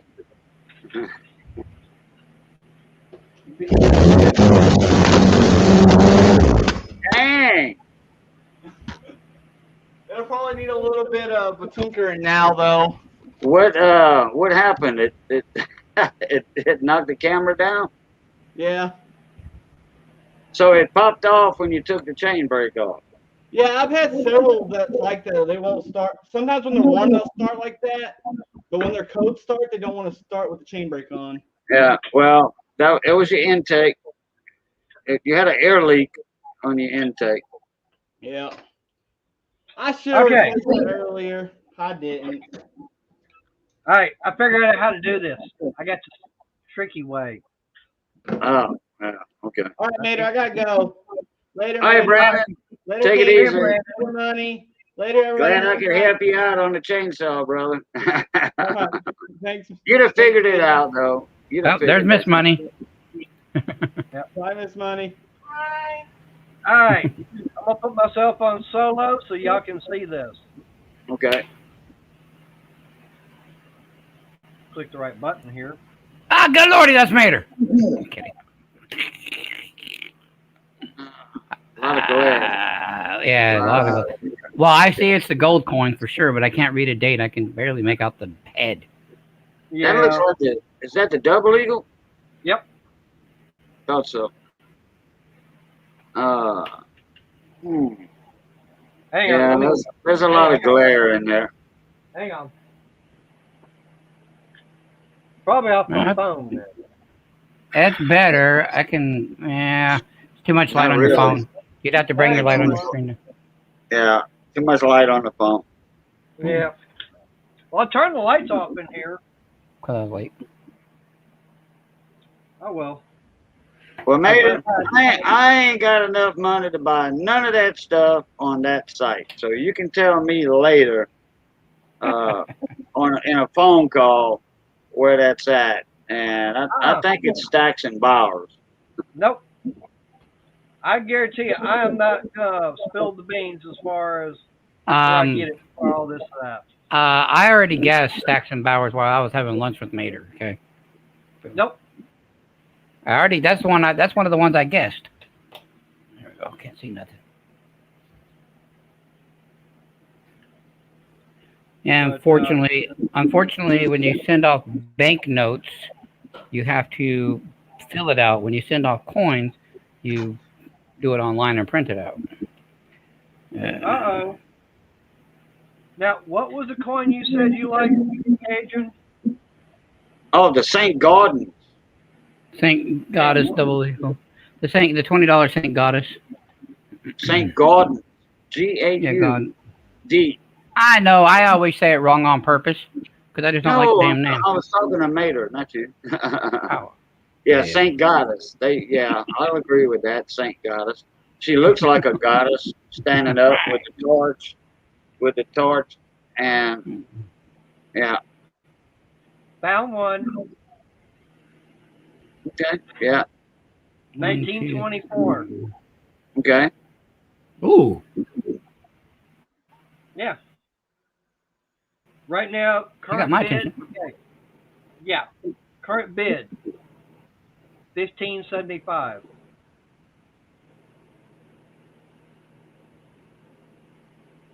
That's not a bad price. Hang on. I gotta get some napkins for Cage because he's sitting over there drooling now. Okay. 24. Is it San Francisco, Denver? Hang on. It doesn't say a mint mark. Okay. Then it's a Philly. All it says is 1824, St. Gaudens, $20 gold coin. Right. Okay. Well, then And extra fine, you're looking at 2,500. Yeah. Where would the mint mark be at? Let me think. It On the looks like St. it might have a Jordan. D on it. Oh no, yeah, no, under the date. Under the date. Yeah. I just remembered. Under the date. Looks like I can't tell if that's a D. It probably is. It's either gonna be a D or a S. It looks like it could be a D. Yeah, okay. They did make them in Denver.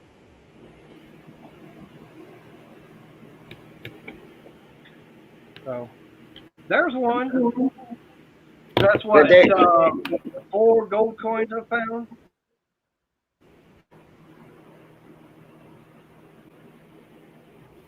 Yeah. Uh-oh. Here's a 26.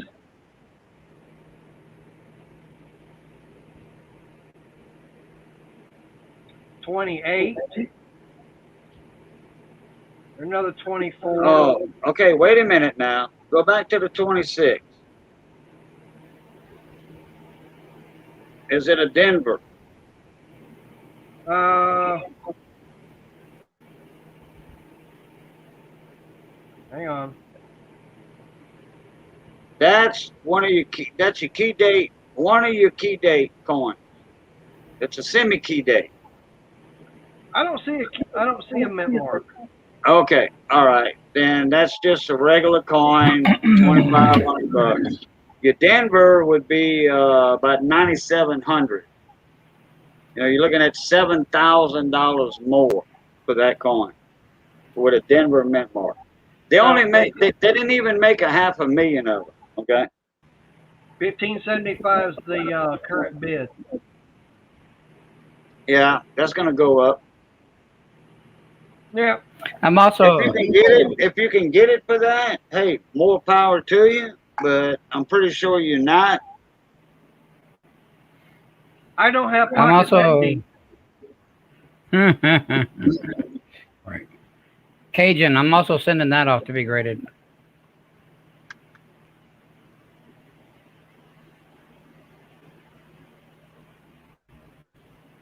Oh, a Virginian note. Go ahead, hard head.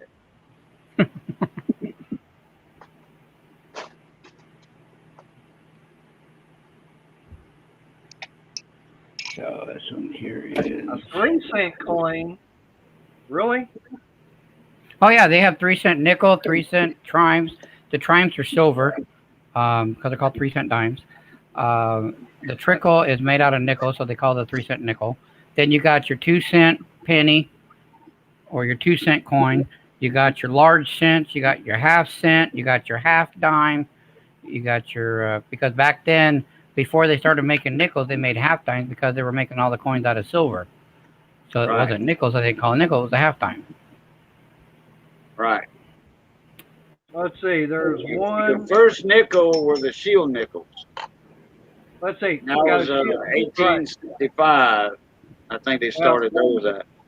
You got one. There's one shield nickel. There's 6. It doesn't say exactly which ones, but they're anywhere from 1890 to 1912 V nickels, 2 Jefferson nickels, 1947 and 1954. There's 2 Flying Eagle pennies, 1858.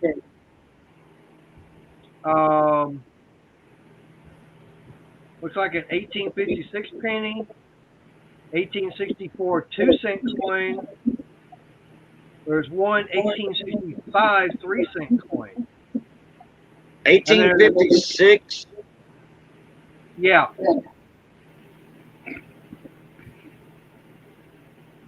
And then there's, it says approximately. Okay, that's your 1856 is a Flying Eagle. That was the first year they made them.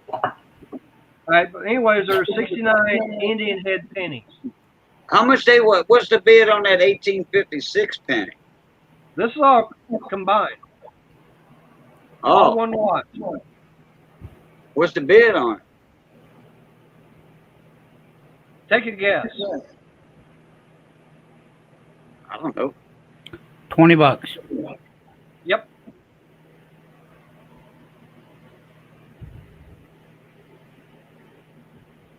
$20. But like I said, there's supposed to be, was it 69? It says approximately 69 Indian head pennies. Okay, now that 1856, is that a large cent or is that a flying eagle? Oh, What's the All front right. of it look like?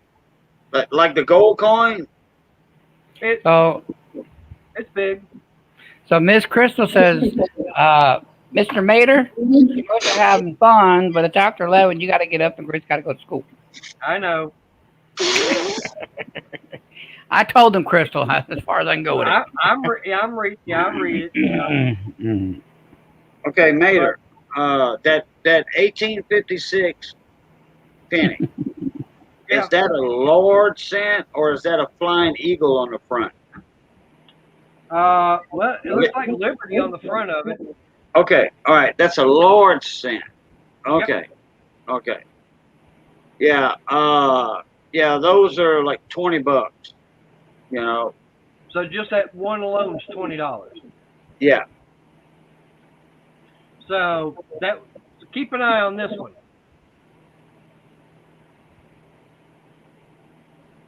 Because the 1864, what it looks like, it's definitely a lot smaller right next to it. 1864. That's what it looks like. Hold on a sec. That's gonna be a Indian head. 1864 2-cent coin. Oh, a 2-cent coin. I thought you were talking about a penny. No, You're 2 welcome, cents. Miss Crystal. Okay. Yeah, in fact, that was the only date they made them too. No, they made them from 64 to 73. 1864, you said? Yep. Small motto, large motto. There's a big difference. One of them's $200, the other one's $20. I don't know. Okay, well, it should say if it's a large motto or a small motto. If it doesn't say anything, then it's going to be a small motto. I can't tell. I mean, a large motto. Like I said, in this picture, I can't tell. Yeah. Yeah, you're going to have two side by side, you know, unless you know the coins real well. It's going to be a large. It depends on the bid. Well, like I said, $20 right now. Okay, well. Oh, and that's included with some other coins? Yeah. Oh, okay. Like I said, Yeah, that's all included with them. Yeah. 60, like I said, there's 69 Indian head pennies. Well, that's definitely not stocks and bars right there. Nope. No. Hey, Cajun, we're talking probably close to what, 100 coins? Oh, I don't know. I forget how many coins that. I know you done mentioned 10 or 15 coins in that one lot. Right. But there's also 69 Indian head pennies included. Okay, 66 and 77. Some of your key dates on the Indian heads. No, there's total of 69 of them. 69 coins. Oh, 69 Indian head pennies. okay. Plus And- all the others I mentioned. Okay. Well, your Indian head pin is going to be worth a buck a piece, 75 cents a piece, even in ragged, G4 condition. I'm ready. Let's see what this one is.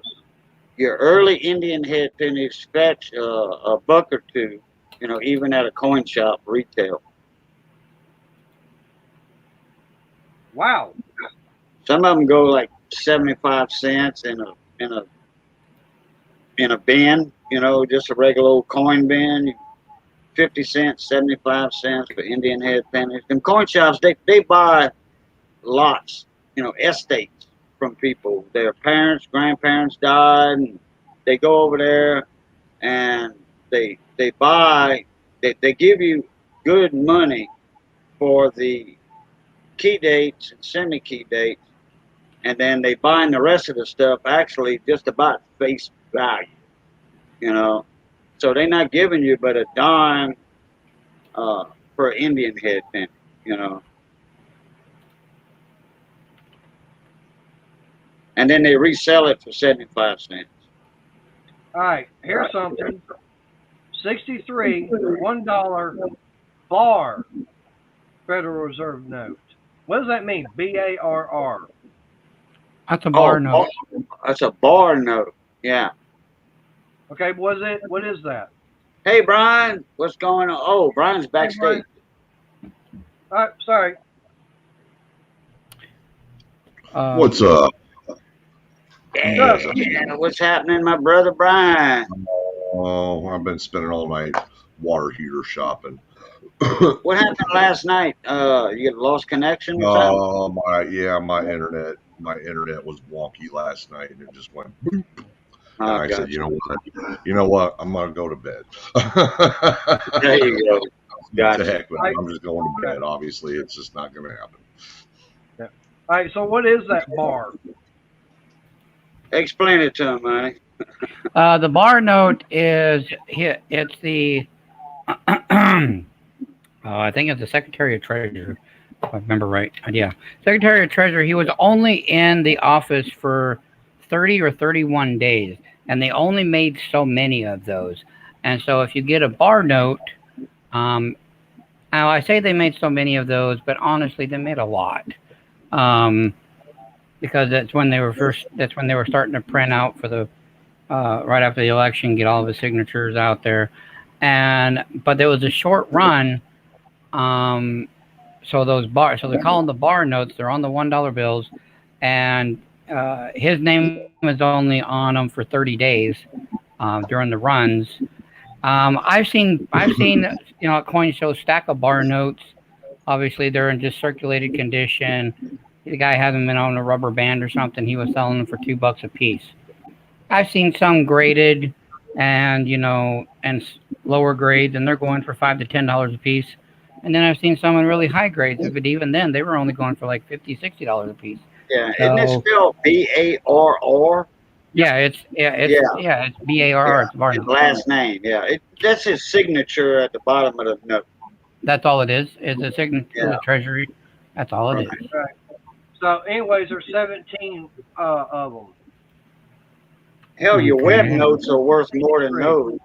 Your web notes are worth more than those bar notes. Yeah, I mean, a bar note. Yeah, let's see, 17 of them. Max, what I would pay for them, and this is just circulated condition. I would probably pay $30 most, maybe 35 max for those. If I were you, I would chase the Hawaii note. Yeah. Oh, I got Hawaii notes are nice now. Yeah. Those are in demand, just like a web note. I got the Hawaii notes over here on the wall, and then I've got North African notes too are pretty good. The Philippine note. All right, now I'm going to read off the rest of the bills that are in this lot. Like that one? Okay. Yeah. Okay. Yeah, this is not in the best condition, but we got two of them in the house, and because we got this one from Stern, or she did, she's going to just send it off to be graded. All right, money. Okay. There are 3 1963 red seal $5 bills. Okay. There are 7 1928 red seal $2 bills. That's the large two. Okay. There's 2 1953 red seal $2 bills. There's 5 1935 blue seal $1 silver certificates, along with 17 bar notes. Okay. That's everything all in one price. When it comes to currency, it's all about condition. It really boils down to condition. There's Yep. nothing else that it factors in. I mean, if they've been folded, things like that, that's a complete You have different versus if they're, brand new right out the print press. you can double the face value on those or triple the face value, and that would give you a good starting bid right Now, where I would buy them at, just in regular condition, I would buy them at 1.5 face, and I would sell them for double the face. That's just where I would be with them. Yeah, and I was right there in the zone. Take it or leave it with that price. Right now, the bid's at $55. Okay, that's about twice face value. Yeah, well, 15, 20. They're almost. That's probably about where I'd be. It's about face and a half. So if they were to bring them all to me, that's probably what I would offer them, and I would probably turn around and sell them. I'd probably make about $25 off of all of them. So, yeah. Why is my printer? Well, out of all the bills, if you add it all up, you're looking at about $50 face value wise. Okay, I missed face value. Okay, well, I didn't think there was that much face value. All right, face value about $50. Oh, I know what I missed. I missed the $2 bills you mentioned. That's what I missed. Yeah. I'm counting a couple $9 of bills. A couple of fives. Right. Now there's three fives. Yeah, about they should have started that off probably $80 or something like that on the starting bid.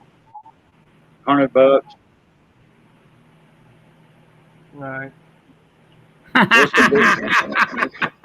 What's the bid now? No, I'm just reading what Crystal wrote. That's funny. Night, sweetheart. I know. Night, Crystal. Yeah, I know. I gotta get in there because it's 11:15. Oh, will be coming around early. It's only 9:15. I don't know what you're talking about. You gonna go live, Money, or what? No, I've already been live. I already did my midweek. I'm done. I'll go live. Y'all give me a minute to set up my stream. Hey, my last cigarette of the night. That's what he said 3 cigarettes ago. No, I'm kidding. He says last cigarette of the night. I say last pack of the night. No, I don't want to have to go back out to the bike and get me another pack out. All right, I'm gonna set up a stream. Oh. Let me go ahead. So right now I know for sure I'm not gonna find any. Oh, Cajun, you might be a little shocked on this, but at that midweek flea market today, I sold that 12-ounce silver round piece that I brought to your house. That 1 pound silver? Yeah, that one troy pound of silver. I sold it at the flea market today. Okay. Let's see, what time is it? 11. Going out tomorrow. According to my computer. And today is the 11th. I got to change the date on this. 11. Oh. Well, I got my submissions done. I just got to get them packaged up and send them off. Oh, wait. Wow. What the heck is this? Oh, okay. That's nice. 11:18. I'm going to set this for 11:30 p.m. Great broadcast. Damn. All right. I'll be right. Oh, crap. Try again. Okay. I'll be right back. All right. Yeah, I can't believe how expensive water heaters are now. Is yours gas or electric, Brian? It's gas. Mm. Last water heater I bought was 25 years ago, which is the one that's in place now. And wow.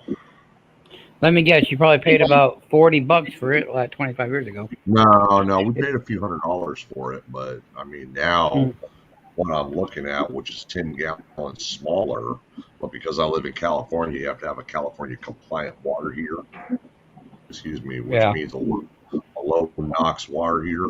$799. Luckily, I get $80 off with my military discount. So what? 700? Good God! Oh, you don't even want to know what they were going to charge me to install it. I got a guy that's going to install it for $100. Freaking Home Depot wanted $1,400 to install it. Jesus Christmas! So on top of losing that job, I'm going to go tomorrow because I was going to have them replace my bathroom window. I'm going to go tomorrow and tell them they just lost that job too. I'll just take the windows. Thank you. Right. I got a guy that's going to install them for me. I would do the water heater myself. I mean, I set the pipe without problem, but my right shoulder is all jacked up, so I can't lift the water heater in and out, and I can barely lift my arm above my shoulder on the right side. So I gotta pay somebody to do it. But Home Depot is just out of their cotton picking mind. Yeah, they are. Wow, That's crazy. I might fall out of my chair on this one. 1923 $1 silver certificate, horse blanket. Okay, that's a horse blanket. Yeah. So last year they made the large note. Yeah. What's the condition of it? I really can't tell with the picture. It doesn't say in the description. Nope. But I mean, that means it could have some problems that they're not showing you. That they're not. They're bad. That they're not showing you. Because I see at least 2 folds in it. Okay. Yeah. How much are they? How much is it at? Well, concerning factor is a $5 silver certificate with it, along with another $1 silver certificate. Okay. Yeah. Let's see, current bid, $25.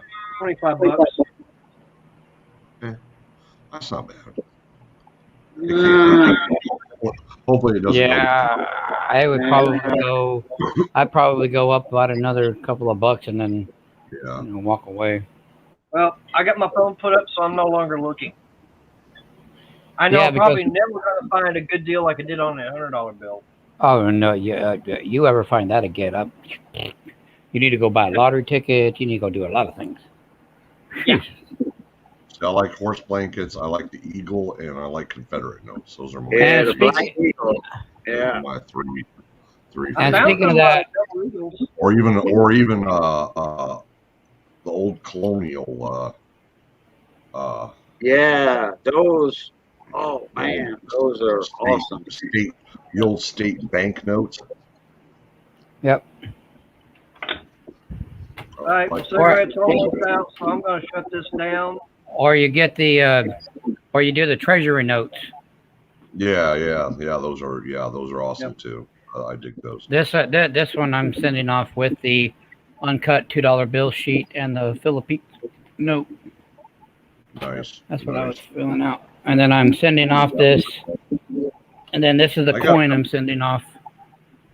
I got a couple of horse blankets 710. Let me one of these days I'll dig them out, and if I've got one I'm willing to part with, I'll send that sucker to you 710. Oh. All right, well, I'm shutting this down. I got someone's in there hollering, and I'm out here in the garage, and I can hear her. Right, I can't 710. I can't promise it's gonna be anytime soon because they're buried in my room. I call it my hoarder room. It's basically the room that's the catch-all with everything else. So you got a storage room from hell, huh? Yeah, my third bedroom in my house is my catch-all, and I'm slowly going through it when I got time. We're trying to start this business. It's been the least on my mind. Right. All right. I got 4 or 5 horse blankets in there just chilling in a box or in boxes. So see you later, everybody. See you over at Cajuns if you're coming over. All right. Appreciate that, my boy. All right. Have a good one, guys. All right. Love, peace, and bearing grease. Love, peace, and crackling grease. Catch y'all. Blue tie. And I'm fixing to put my thing in the chat. I'm gonna steal that from you and just change it to bearing grease. There you go. There you go. Let me put Right. this in the chat. Oh, I don't know what happened to the chat. Oh, well, anyway, everybody knows my channel, Cajun Coin Hunter. Are you mailing it out or are you putting it in chat, Cajun? What? The link. Oh, I can put it in. No, I mean in your chat. Are you going to send the links via email or put it in a little chat? No, oh, wait a minute. Hold on. Boom. Here it is. I found it.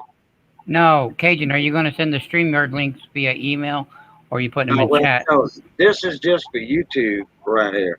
I'm going to email y'all guys the link and emails. Okay. All right. We'll see you over there when you mail it out. Right. Thanks for having me up, Mater. Have a good night. No problem. Tab. Blue tie. Dropping in. Thanks, All right. Mater. Talk to you later, All right. brother. God bless, and y'all have a good night.